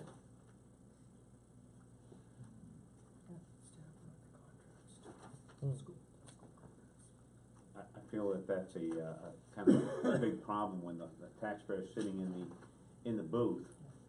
They don't fully understand the ramifications, the way these are written, Well, this is what they're raising and appropriating for this year. for this year's town. Right. That's right. Now, it doesn't mean they're gonna raise and appropriate again next year in another warrant article, is it? They're gonna have another warrant article For 125. for 125? Or whatever the number happens No, to oh, be. wait, go ahead. It's not 125. Okay, No, but, next year but will be there's gonna going be a down. different number. What's your motion? My motion is to send this warrant article back to the selectmen for rewording such that taxpayers will understand this will be a multi-year expenditure. The first year, which will be $125,000, the next 2 years, whatever those numbers have been estimated at this point, because you're saying that it could be different. I just wanna make sure that taxpayers understand, this is not it, this is not the end-all be-all, that there's gonna be more to it. I second that motion. Okay, there's a motion and it's been seconded by Chris McDonough. Any discussions? Hearing, Jack? No, I'm just ready to vote. All those in favor signify by raising your hands. The ayes have it. So that means we should table Article 4 then, correct? Yes. I would vote against it if that's. I would like to make a motion to table Article 4 at this point. Is there a second? Second. All those in favor signify by raising your hand. The ayes have it. Article 5. Shall the town vote to raise and appropriate the sum of $46,000 for Fire Rescue Department portable radio system upgrades? This sum to come from fund balance and no amount to be raised from taxation. Recommended by the Board of Selectmen by a vote of 3-0. Any discussion? Peter? This is the same type of situation, right? Nope, No. this No, is this 1 is year, 1 year. this is the The 1 one-time year. expense, 46,000 for the portables. Well, then I think we should have it say one time, because you're gonna vote on 4. I think that is self-explanatory when it's worded like this. I think the other one was not. I agree. And most people will understand it's a 1-year expenditure. Correct. Number 4 was disingenuous. Any further discussion? Hearing none, I will entertain a motion then. It's Or- just a vote. Or just straight vote? I think it's a straight vote. Is it straight vote, Scott? Or do we need a motion? However you wanna get there. Yeah, it's so just a I get vote. tally. Okay, just a vote then. All those in favor of Article 5 as written, signify by raising your hand. All opposed? The ayes have it, 9-0. Article 6. Shall the town vote to establish a columbarium expendable trust fund for RSA 31:19, small letter A, and RSA 289:9 to design, construct, and maintain a facility for the permanent storage of cremation urns, and raise and appropriate the sum of $10,000 to be placed in this fund. Said amount to come from fund balance and not raised from taxation, provided that 50% of the receipts from each sales shall be returned to the town's general fund, with the balance from such sales to be added to the Columbarian Expendable Trust Fund as income, and furthermore, to name the cemetery trustees as agents to expend. Recommended by the Board of Selectmen by a vote of 3-0. Any discussion? Chris? I'm gonna vote against this article until the, folks in charge of the cemeteries provide us some information that, has a precedent of sales for this type of a structure in a municipality similar to ours. And so until I have some proof that we're actually gonna sell these things, I'm gonna vote against it. And we asked for that information after the presentation. Chris? I believe also this is another one that the total cost is Much higher. 40 or 45,000, I can't 45,000. remember off the top of my head, and they're 45. just asking for the first 10,000, just to be clear. Right. So, Just a point of clarity, a niche sales means exactly what? 2 urns per niche, so the but you niche is choose who you sit next to. It's a structure where you put your cremated remains in, and there's sales for those, and the sales are supposed to offset the expense of this Yeah, sort of building. like the Lake's business park. Exactly. Okay, So you can have up to 2 urns per niche if you wanted to have someone you knew there, or you could have just yourself there. You're not going to be there with a stranger. Whatever. In their defense, they're trying to deal with they're running out of room at the cemetery. But it seems to me we're kind of in the process of trying to find a location for another cemetery. And I wondered if the town administrator knew anything about that, or had any information on a location for a new cemetery or We are whatever? currently exploring other land opportunities. This particular, method is not dependent on land. This is for a structure that would hold urns. Well, it's So my they're understanding apples and oranges. that as an example, the Methodist Church has a columbarium with over 100 spots, and I think 7 or Three. 3 have been sold In 10 years. in 10 years. Now, the So I don't population, think there's a crying need for this. I think it's the cart is before the horse. I don't think the public is crying for a columbarium. I presume it's gonna be put in Pine Grove. Is that where the Yes. location is? Yes. I don't think the public is clamoring for a columbarium. I think we need to find I think a we're cemetery good. plot before we get involved in this, and it is 45,000 on the CIP. before either one of you speak, Angela, how are you around for time?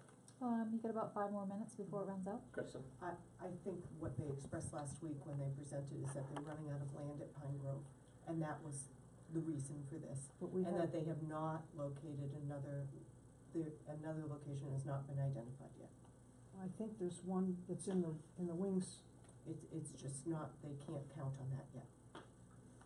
Peter? but this is still premature. I'm very much against this right at the moment, the way it is right now.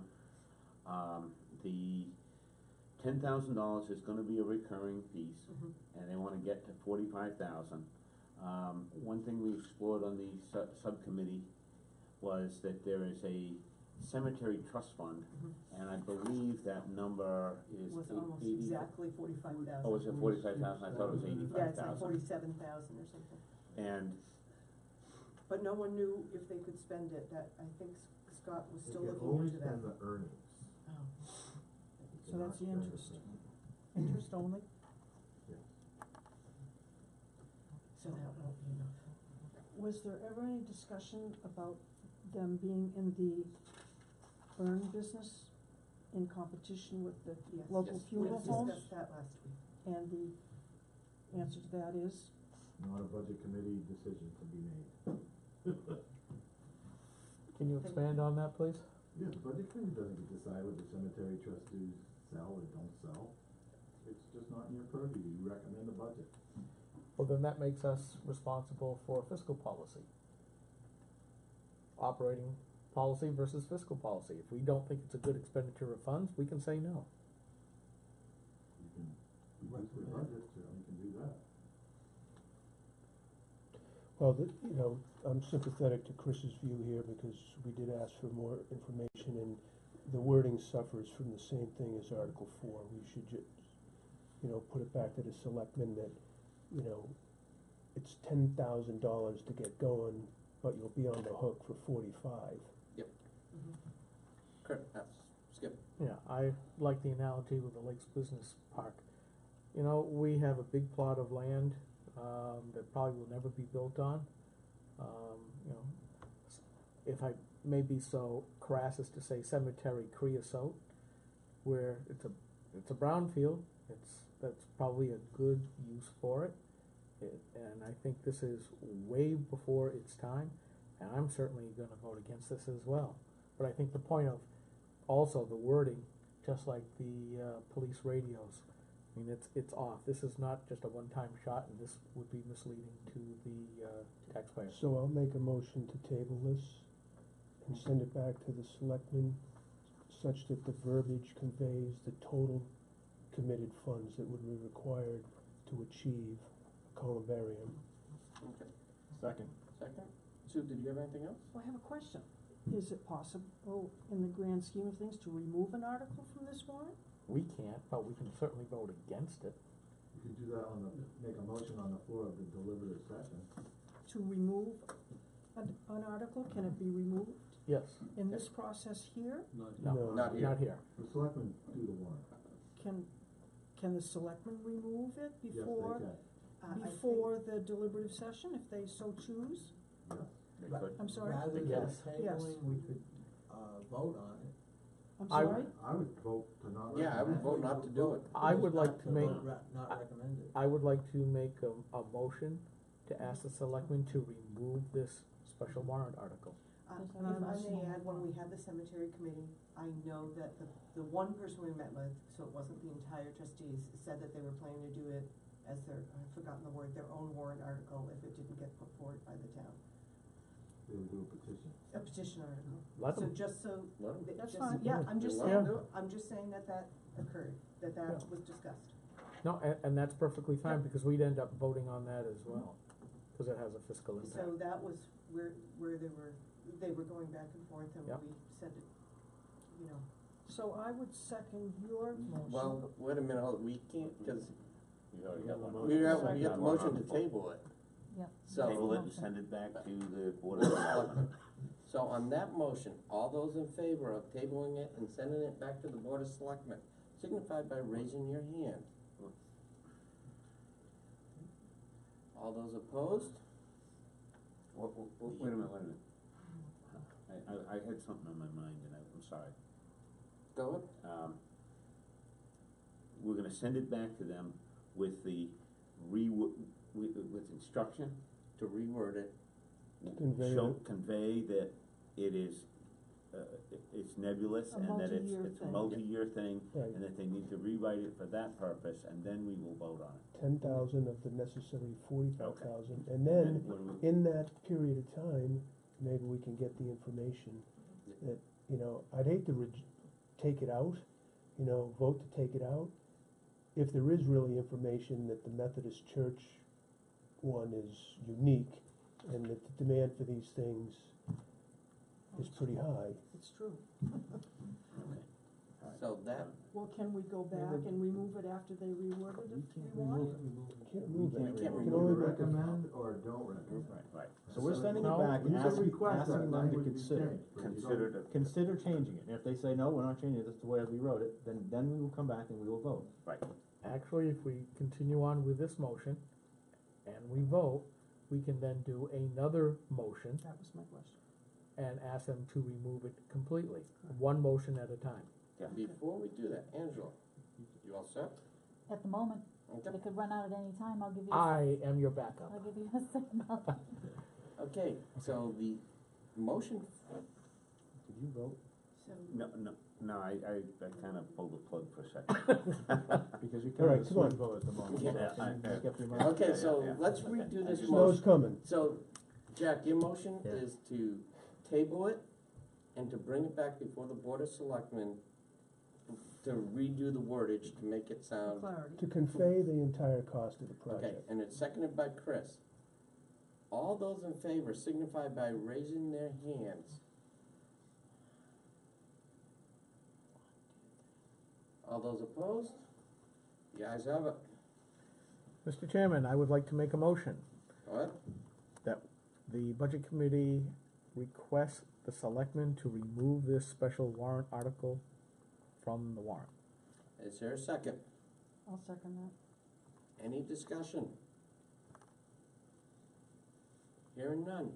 All those in favor of Skip's motion to have the selectmen remove this from the warrant, signify by raising your hand. All those opposed? Yeah, it fails.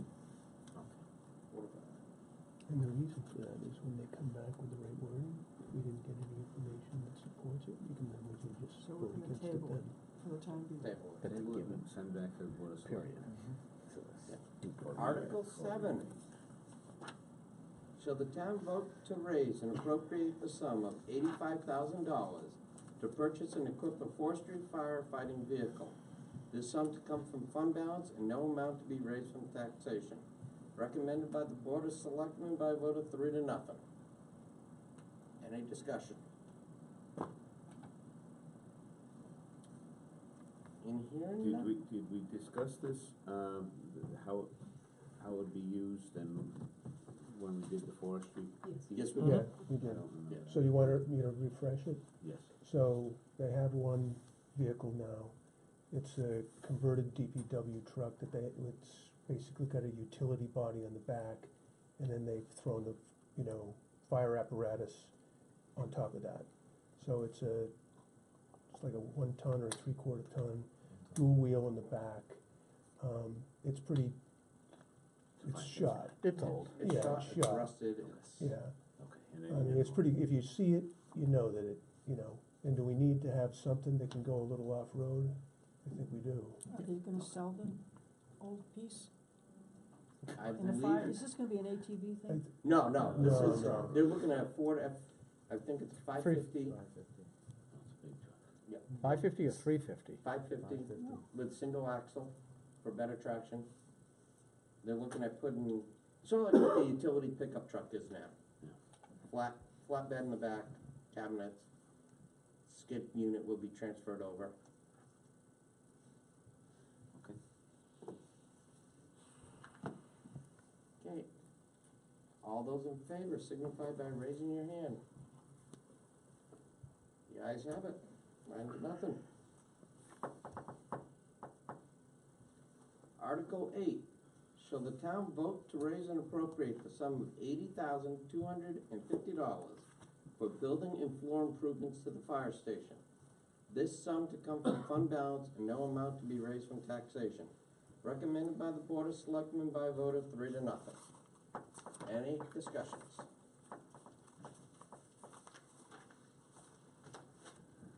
I'm hearing none. All those in favor signify by raising your hand. 9-0. Article 9. Shall the town vote to raise and appropriate the sum of $400,000 to complete the improvements to the recycle center and the construction of a transfer station? This sum to come from fund balance and no amount to be raised from taxation. Recommended by the Board of Selectmen by a vote of 3-0. Any discussion? Is this the final payment on this one? No, No. no, it won't be. Of course not. This is turning into an Be a over, glass to crusher over, next year. yeah, but let's continue on with the Lakes Region Business Park, example. As of right now, the recycling marketplace has still gone dead.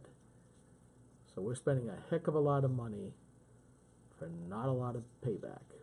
Peter? Scott, if this goes down and the town says no, where do we stand with this project? You'll have a building that will have, no electricity, no equipment, no water, no sewer, be a shallow building.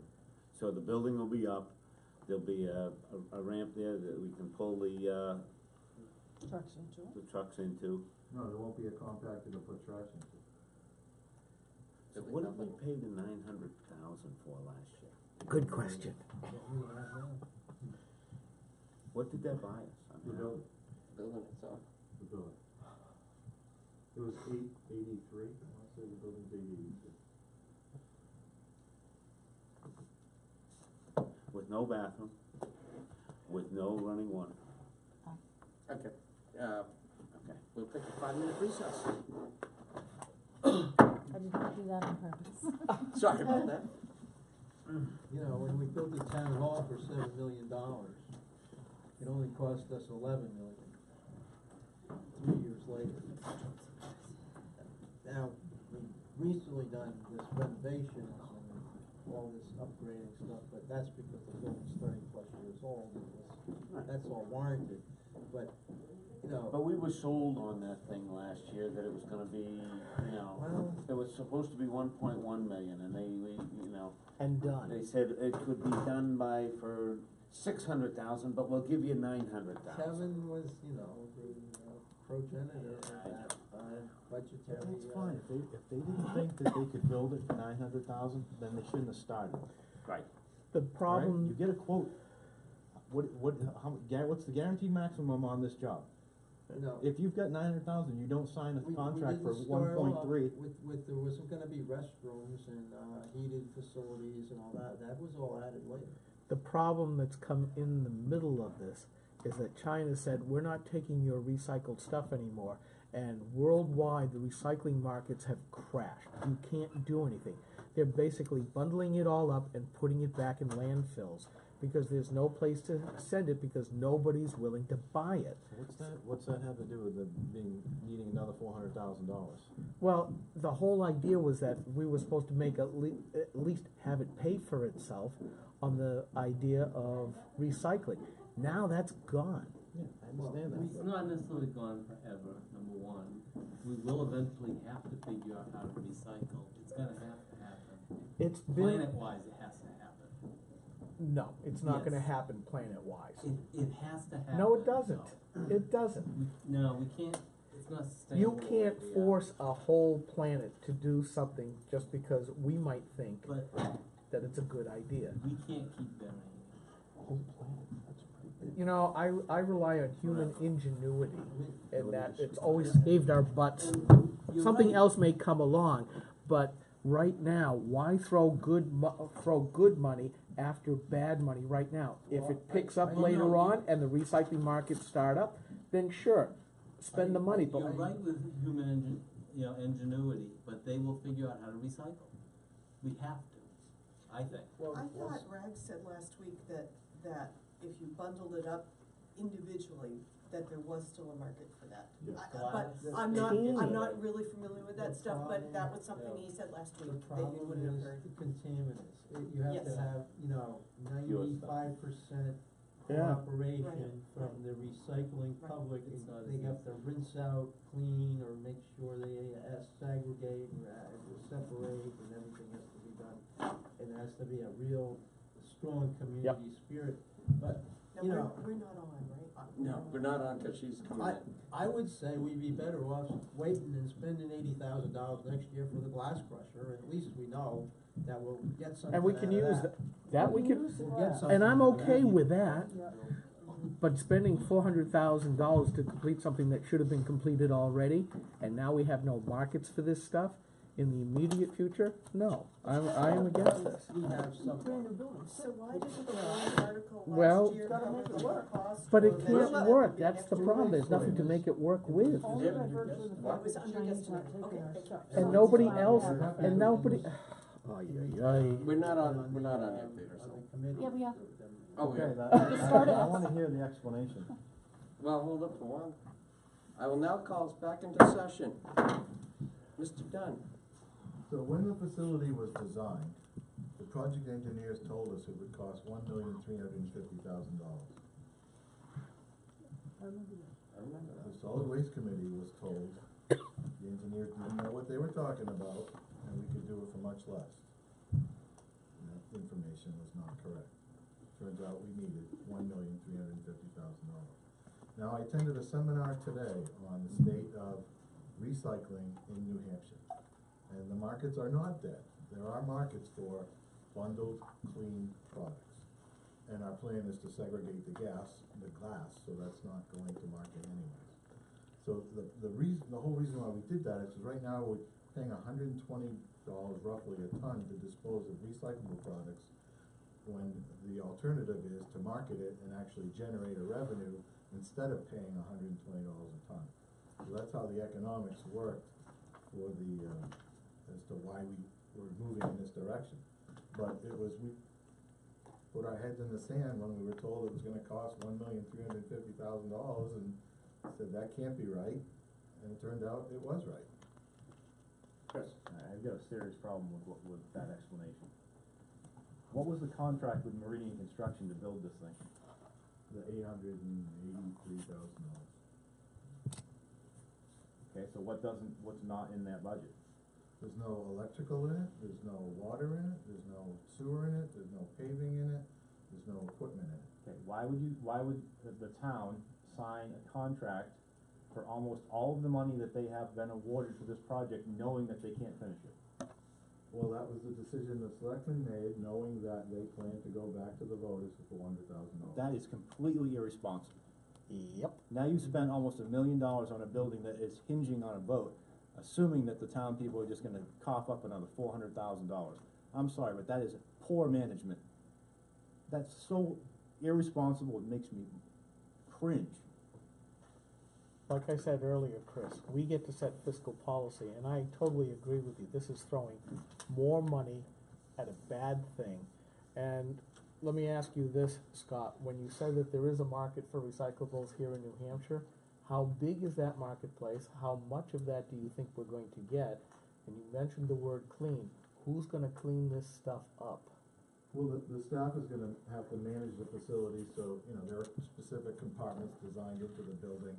And so when they plan to do the baling, they're gonna have to make sure, you know, in the plastics bin, there's no paper and there's no tin cans and that kind of thing. So the staff's gonna have to do that. But, you know, I went to a seminar today, it was sponsored by the Northeast Resource Recovery Association. And, you know, it started out all the doom and gloom about what happened with the markets and how, you know, basically the Pacific, China and India and Thailand and Vietnam had been purchasing all of these recycled products, are no longer doing any of that. So all of it needs to be done within the United States from now on, and there's still markets for clean products. I can't tell you what the prices are, but he said, you know, they are still marketing it, and it's, you know, in the long run, it's cheaper to bale and sell than it is to spend $120 to dispose of it.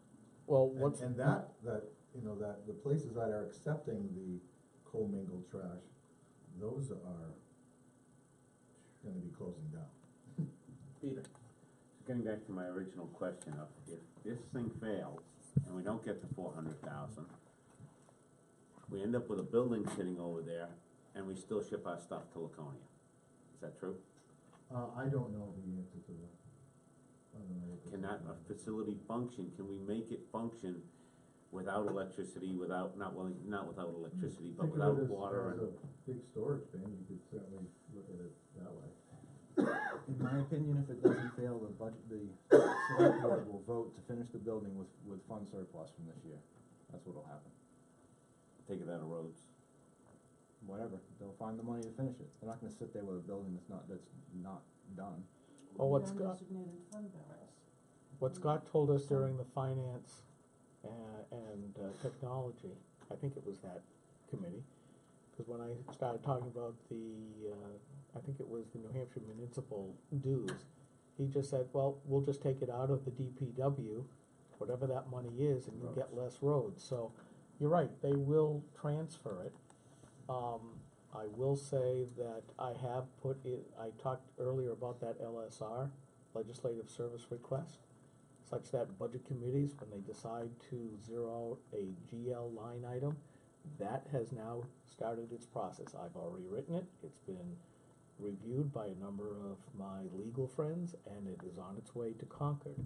So that But is, that doesn't help with Yeah, the that's- water. it won't, it may not help us now, but if it gets passed, soon enough, if this goes down, then we would be able to have some teeth for setting fiscal policy, which is really what I'm bringing up. Because I think the idea of being threatened, that, well, if you take money away from us here, we're gonna just move it from somewhere else, is not good operating policy, and I took great umbrage at the time. I didn't say anything then, I am saying it now, because that's a threat.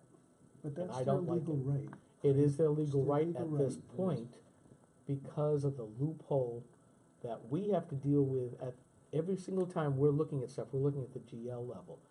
After town meeting, all those departmental stuffs get rolled up into the MS forms, and that's what the governing bodies, the selectmen and the school board, get to do their transfers around for that, as long as it's for the rolled up purpose, and purpose is a very special meaning in municipal law.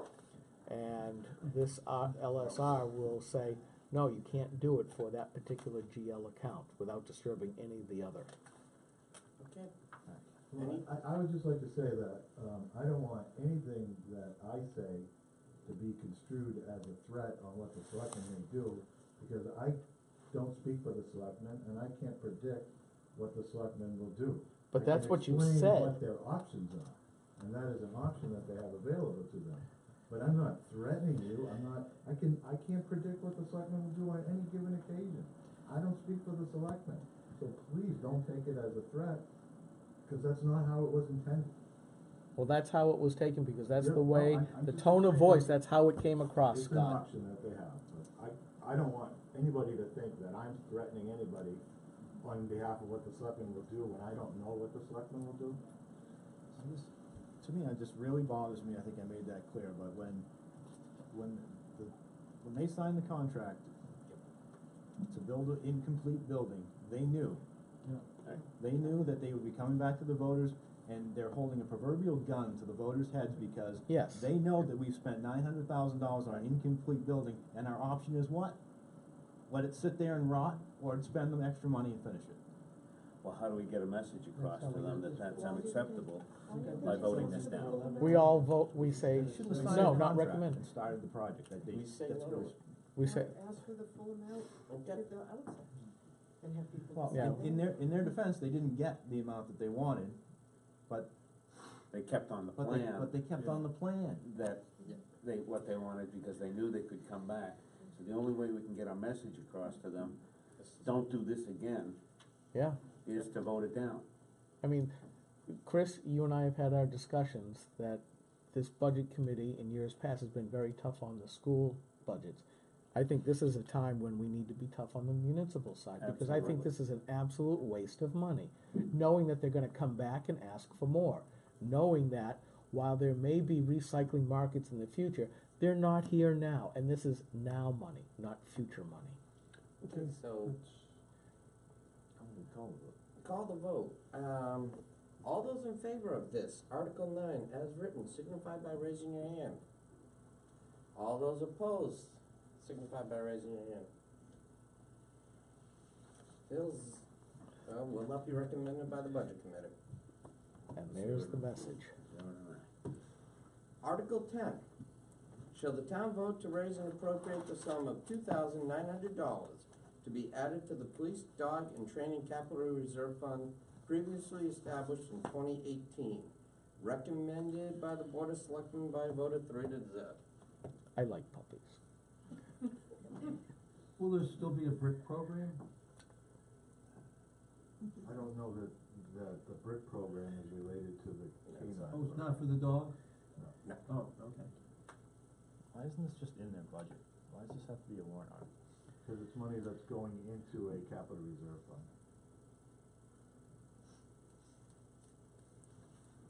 All those in favor signify by raising your hand. All those opposed, the ayes have it, 9-0.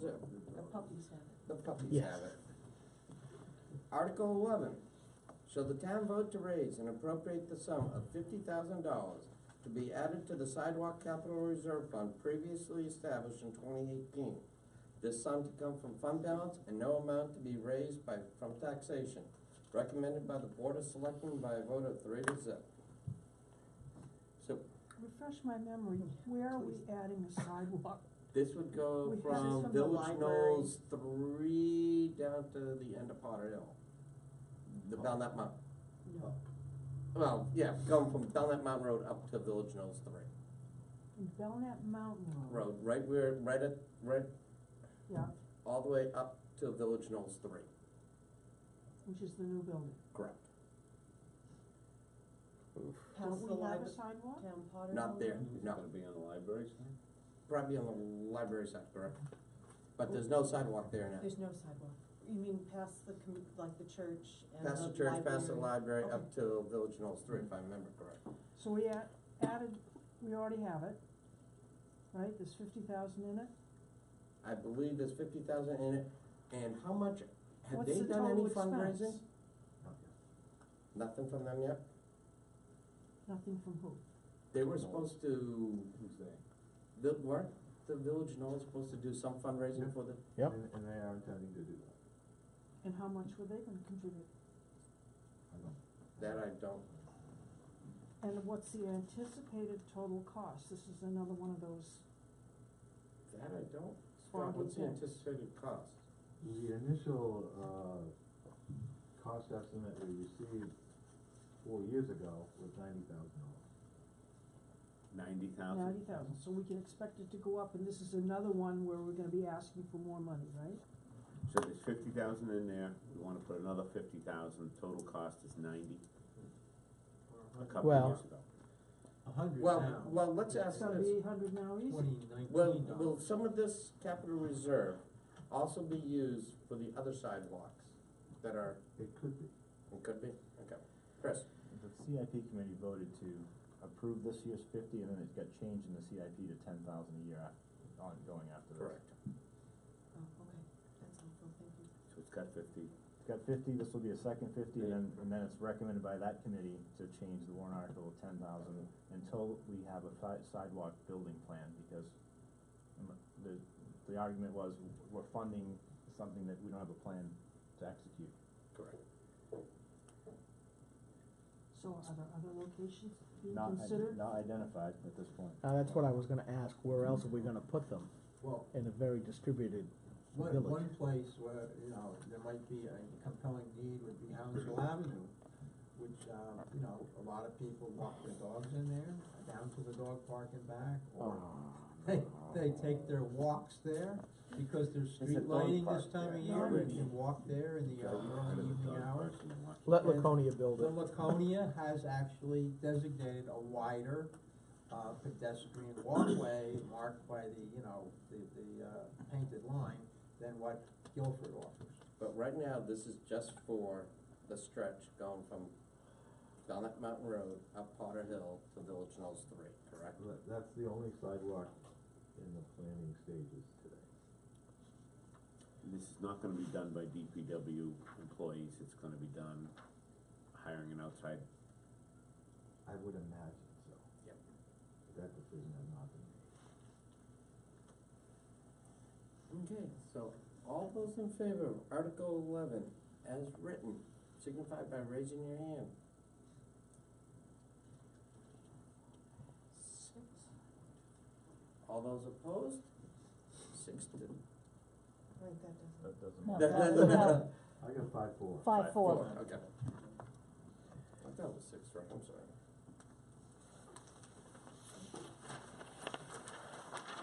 Article 12, shall the town vote to raise and appropriate the sum of $12,131 to be added to the Technology Capital Reserve Fund previously established in 2018. This sum to come from fund balance, no amount to be raised from taxation. Recommended by the Board of Selectmen by a vote of 3 to 0. Any questions or discussion? Technology for the town, just the town? Yeah, the school has their own, correct, Chris? That's correct. Yeah, I believe this So is just it for would the, be within this building as opposed to other departments? well, this will probably go for, DPW. would this go, fire. Glenn, would this Could go be- for but it all could the be any departments? department in Yeah. town? Right, yeah, it's just going into a capital reserve fund. So fire could use it, police could use it, anybody could use it. But how Peter? did it, I have a Jack? question. How does something come from a fund that's already established into another fund? So all we're doing is creating a new journal account? Yep. This money's already sitting somewhere, it's not coming from the taxpayer, taxpayer is just voting to take the money from this fund and putting it into this fund and calling it a technology capital reserve fund? Yeah. Yeah, I'm opposed to this, just the way that I am with the, school district, because this kind of stuff should be in the regular operating budget. I was against setting up this, I mean, we're basically setting up Separate accounts for everything, every everything. little thing. Basically, it's putting everything on autopilot, and I disagree with this. I will be voting no. Chris? It's an odd number, $12,131. Is there a target goal for a specific project, or is it? So typically the town puts $10,000 a year into this fund, but last year we got a grant from Atlantic Broadband for $2,131, and we had no place to put it until we go back to the voters and pull it out of surplus fund balance. So that $2,131 was added to the $10,000 planned to go into the fund. That's how we got to $12,131. Okay, is there a specific spending project for this account? This account had previously been allocated strictly for GIS, and then last year we broadened it to include other technology-related functions. So it's things built along those lines, but I can't tell you that there's a specific Go plan away for with the it. completion of the last Yeah. Too open-ended. mapping project. But I do know we had no way of spending the $2,131 grant that we received last year without putting it into this fund. Well, I'm not sure I understand why. Guess if Why it did they was give done- us that Because money? the selectmen have the authority to accept and expend unanticipated revenues, and the $2,131 was not unanticipated, it's anticipated, we're gonna get it every year, it's built into our cable franchise agreement. So initially, we went to the voters several years ago, they wanted to set up a fund specifically to take that grant money and put it in it, and it was voted down because the budget committee didn't recommend it. I never really understood throwing money away, what was doing. It's not so much throwing it away, it's just, again, autopilot.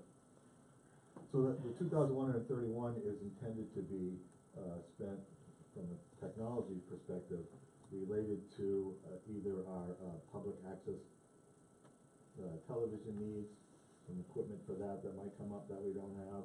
Right now, we're running a character generator that's probably early 2000s technology, that type of stuff. So you said it's anticipated, so it's part of the contract. Mm-hmm. So we pay them Well, they pay us. $50,000 for their services, Atlantic Broadband, and they give us back. We don't pay them anything.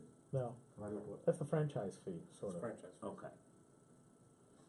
Oh, so they, Yeah. so So it's the, intended, it's so tied it's gonna to, come back? that grant they give us is intended to be tied to our public access television needs.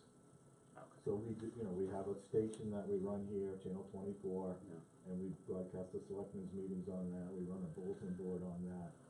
And so this fund is for that type of technology. So it's gonna, they're gonna fund us for 20. So they're gonna give us, next year they'll give us another $2,000 or so, and we're gonna put it into the general fund and then wait till the following year to ask the voters to put it into this fund.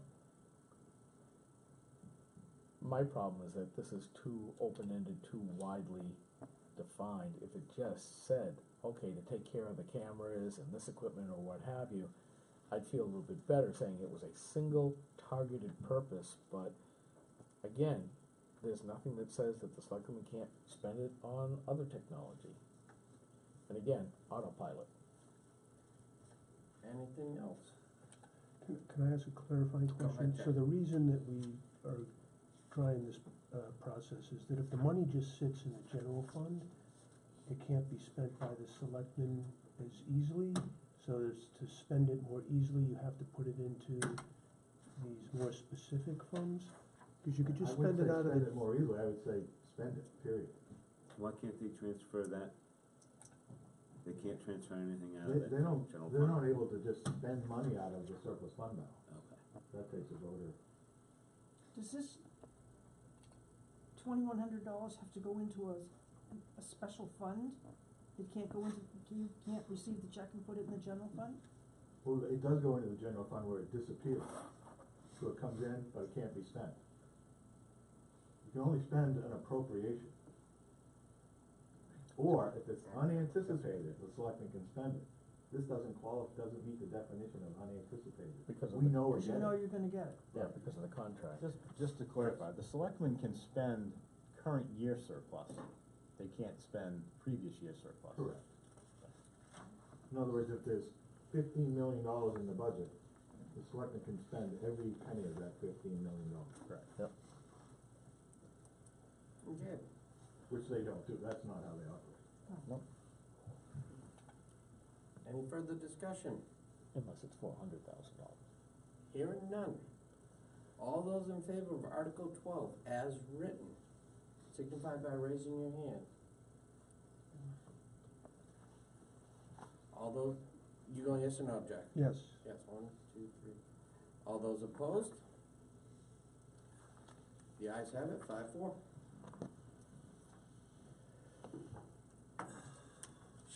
Article 13, shall the town vote to raise and appropriate the sum of $20,000 to be added to the Building Repair Capital Reserve Fund previously established in 2007. This sum to come from fund balance and no amount to be raised from taxation. Recommended by the Board of Selectmen by a vote of 3-0. Any discussions? Sue? How much do we have in it presently? Pulling that out.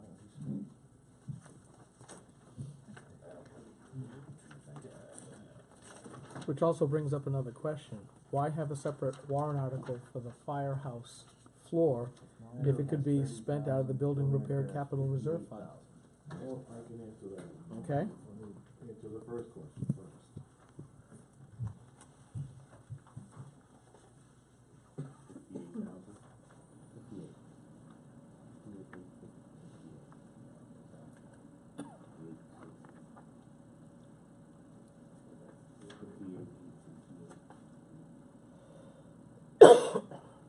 So the fund, as of July 31st, had $58,000 of it left in it.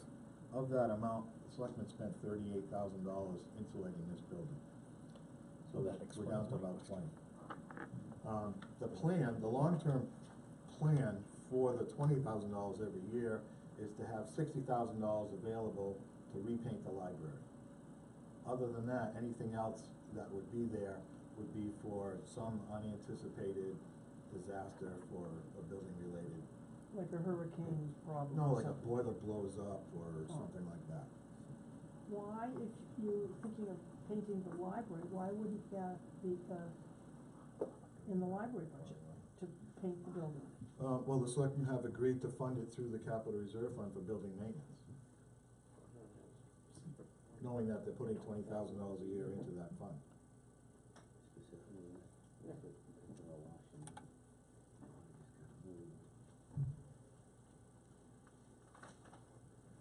Any further discussion? Hearing none. All those in favor of Article 13 as written, signify by raising your hand.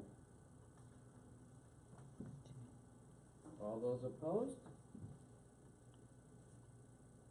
7 to 2? Opposed? 2 to yeah, 7. 2 to 7. 2 to 7 opposed. Article 14. Shall the town vote to raise and appropriate the sum of $50,000 to be added to the Fire Water Supply Maintenance Capital Reserve Fund previously established in 2008 for townwide fire suppression purposes. This sum to come from fund balance, no amount to be raised from taxation. Recommended by the Board of Selectmen by a vote of 3-0. Any questions?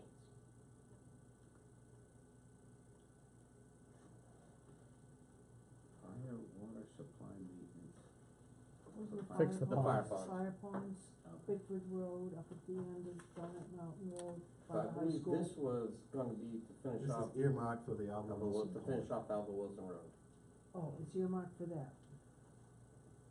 But the general purposes for all of the It's fire for, yeah, ponds. general purposes for all the fire ponds, but the specific purpose for next year would be to put in 2 new hydrants and to pave the ramp.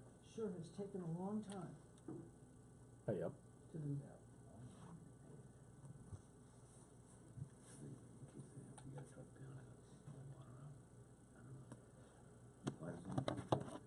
I don't know if it's more for them or for the school buses. I think he said that they didn't want the school buses in there. Yeah, I know they don't want the school buses in there, but. I think that's what he said, but I may be mistaken. I can tell you, if you pave it, you're gonna have about 30 more parents waiting in there to pick up their Yeah. kids, and avoid the lines at the school.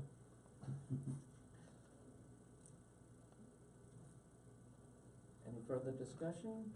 Hearing none, all those in favor of Article 15 as written signify by raising your hand. All opposed, nay. The ayes have it, 9-0. Oops.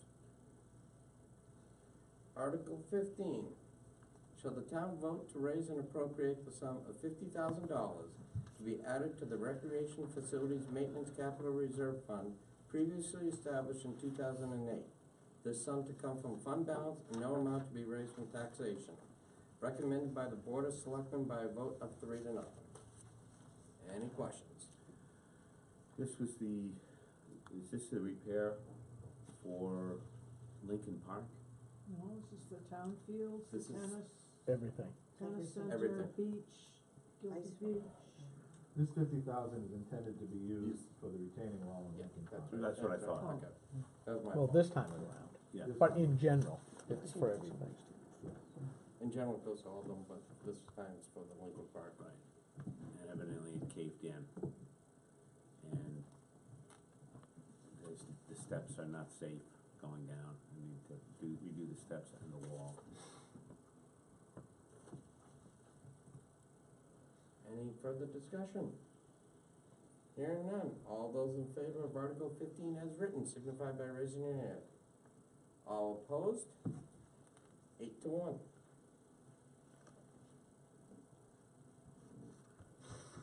Article 16, shall the town vote to raise and appropriate the sum of $10,000 to be added to the Glendale Boat and Launch Ramp Facilities Maintenance Capital Reserve Fund previously established in 2008.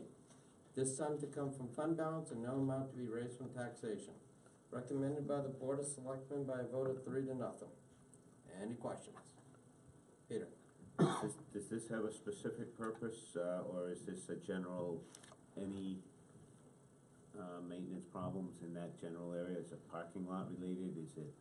So we know that eventually we're gonna need to repave that parking lot in its entirety. So it's gonna take a lot of $10,000 appropriations to be able to fund that. Didn't it just get done a few years ago? That was the dock. That was- Docks. Yeah. Dock. Docks themselves. But the, That's the other purpose is, you know, if the ice moves the dock and we have to fix that.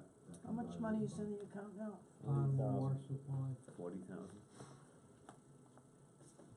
As of September 30th. What page are you on? This is Glenn's report from last meeting, a few meetings ago. September 30th balance was $40,669.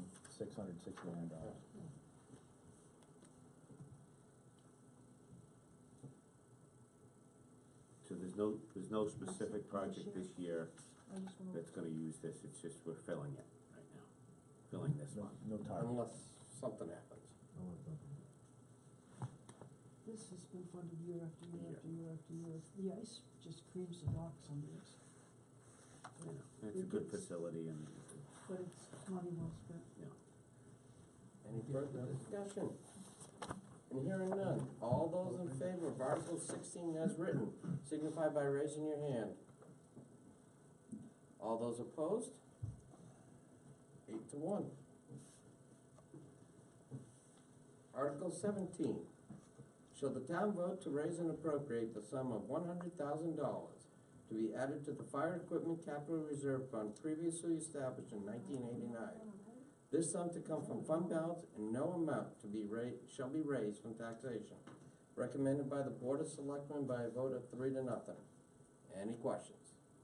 What's in the fund? 305,471. Three what? 305,471. So I have a question. Go ahead, John. Why wouldn't, if we have 305,000 in a fund that's titled that, why doesn't this new forestry truck for 85 grand come out of it? This is for the big fire trucks. So For an 200,000 of that, of what's in the fund right now is intended to be the final payment on engine 3 that we, received this year. And then the other money that's going in there is intended to be for the next major fire truck, which has a $650,000 price tag. And it's gonna be purchased when, perhaps? 2022? Towards the end of the CIP. Yeah, it's like 2022, I think.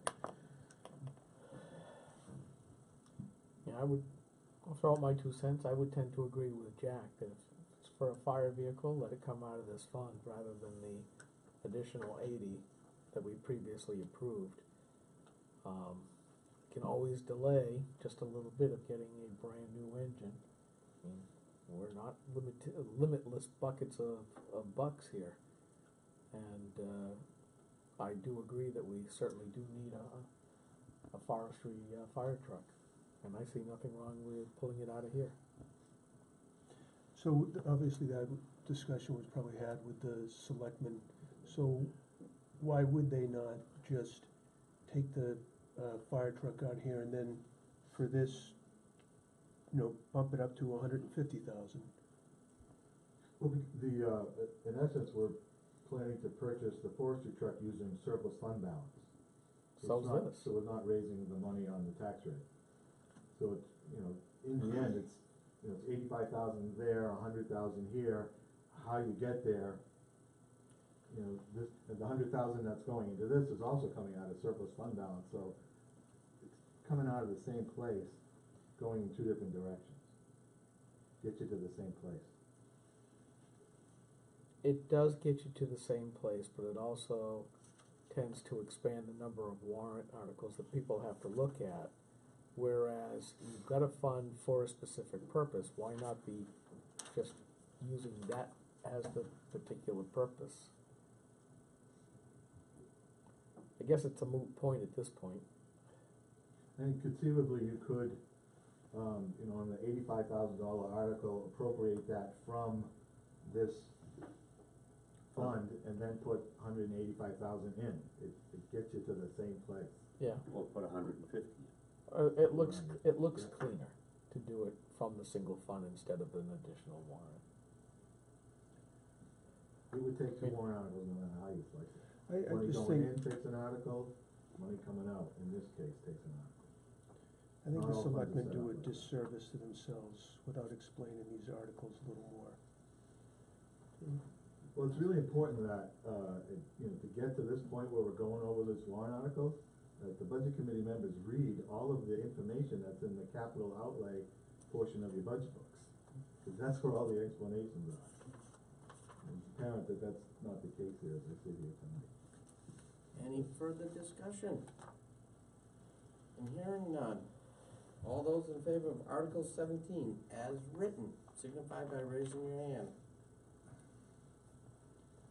All those opposed, nay? The ayes have it, 9-0. Article 18. Hold on a second. Scott, I can understand you being frustrated with some board members not doing their homework, so to speak, but I didn't like the tone of that. I'm sorry if my tone was improper. They are volunteers here. Yep, no, I agree. You folks are volunteers but I think, and I'm happy to answer any question that I can as I sit here tonight. And I talked about this initially when I got up here and gave my presentation. There's reams and reams of information in here. And I really don't expect you guys to read every single thing in here.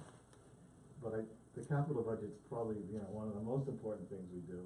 And it just would have been helpful had there been more familiarity with it. But other than that, I'm here to try to explain and answer any questions that are asked. And if my tone was inappropriate, I apologize. Thank you. So, Jack. So Scott, where does the voter access this information before he walks into the booth? And how does he know? Yeah, I think the voters rely on the recommendations of the selectmen and the budget committee. The CIP is on our website and it's in the annual report, but I don't think the voters dig that deep. I think they look at your recommendations. Extra little explanation helps a lot, I think. Yeah, okay, let's move forward. Article 18. Thank you.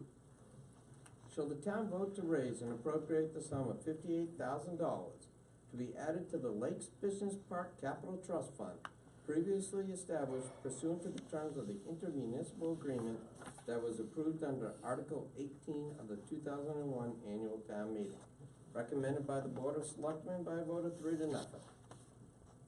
Any discussion?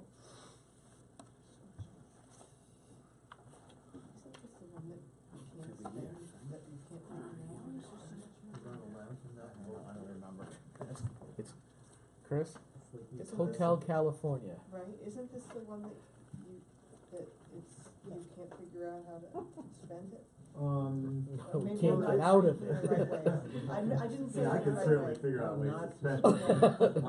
I think, Tim made a suggestion earlier of putting a sidewalk on Council Ave. Capital If that were to happen, it could come out of this fund, Okay. and not out of the sidewalk fund. Okay.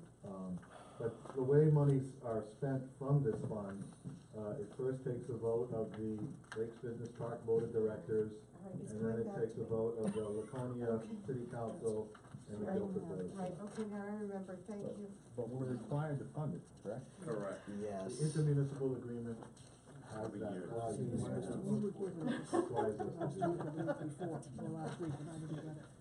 Okay. Any further discussions?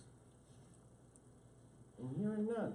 All those in favor of Article 18 as written, signify by raising your hand.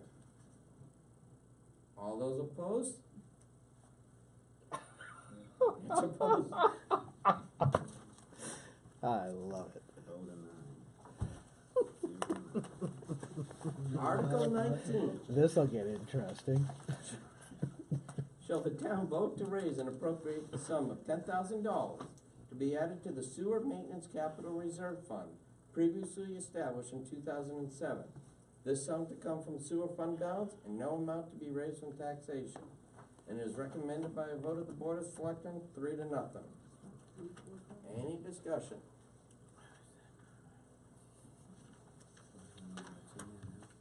I have just a clarifying question. So we talked about sewers a meeting or so ago.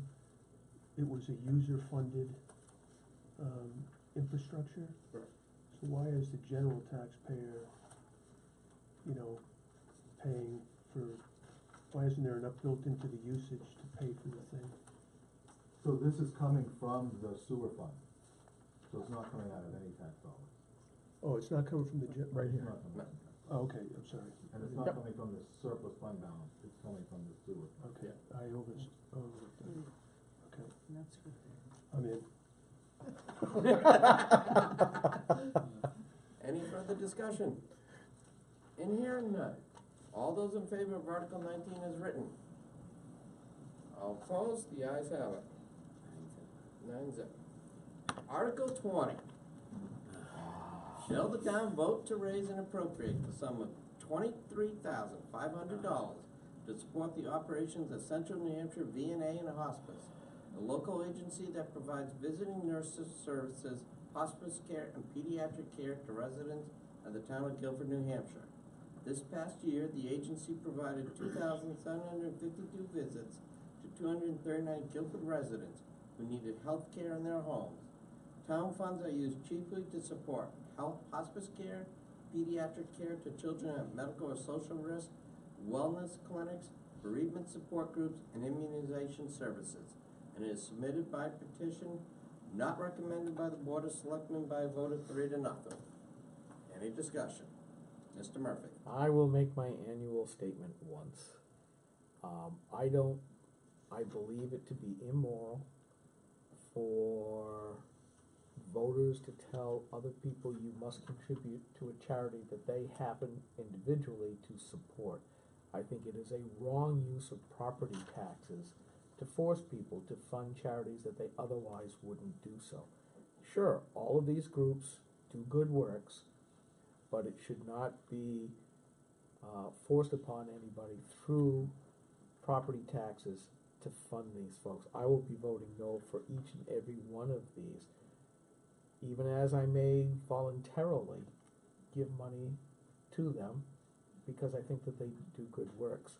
I agree with the selectmen that we should not recommend them because it should be up to the individual voters. I wish I could tell the voters, please don't vote for them, but that's up to them to decide.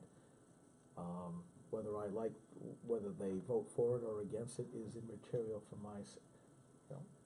my feelings don't count, but here on the budget committee they do. So I would suggest that we not recommend any of these and just leave it up to the voters. Anybody else? Can I just throw out a caveat by way of explanation? Go ahead. So for all of these articles that you see in italics, we have not received the petitions. We've received a request for the dollar amount that's indicated. The language in there is an updated version of previous petitions using data they provided in their requests. So it's possible that when we get the final petitions, it may or may not resemble the wording that's in front of you today. All we know is the dollar amounts that they've asked for prior to getting petitions. So I would say hold off on it then. so you So could should we even you be could voting conceivably hold off on them. I would hold off on No, it we until do have get a- firmer numbers. I'm We good do have a with it. request have in to the budget for revote 2020. anyway. I'm good with that. Yeah, I would say hold off on these. And Snow time almost. and Scott's getting hungry, so. Did I sound angry there? Hangry. Hangry. Hangry. You're so hungry, it makes you angry. Hangry. In fact, contrary to what I said earlier, where the voters typically rely on the selectmen and the budget committee, on these articles, the voters typically disregard the recommendations of the selectmen and the budget committee. Having no public here, I will not have any public comment, but just a reminder to the budget committee that our next meeting on the 27th of November will be held at the library at Gilford High School. On a Article 25, 6, 7, 8. Yeah, there's several that aren't in italics. No vote. Are we supposed No to vote. vote? No vote. No vote. Great. Yeah. Okay, thank you. Yeah, I mean, there's no money issues, so What time was it again? 6:30 over at Gilford High School, because there is a zoning board meeting here. Say that again? So 6:30, the 27th of November, which will be Mr. Beitler's presentation to us on the school budget. And I believe we'll be doing the default budget and the warrant articles that night, and that'll be at the library at the high school.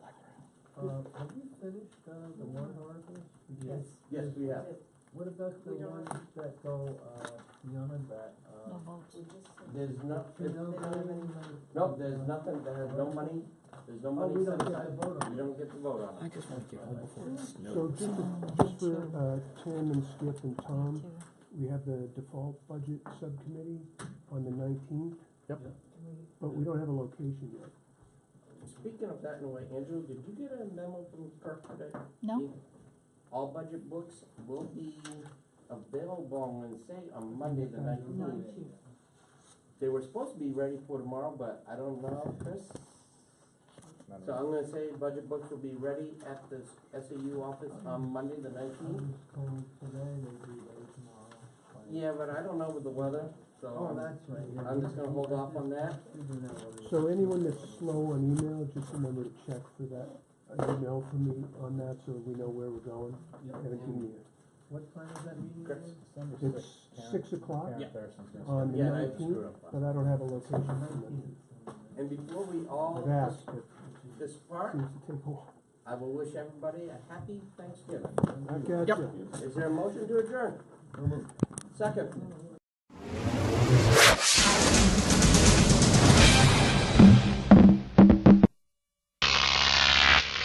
Crop TV.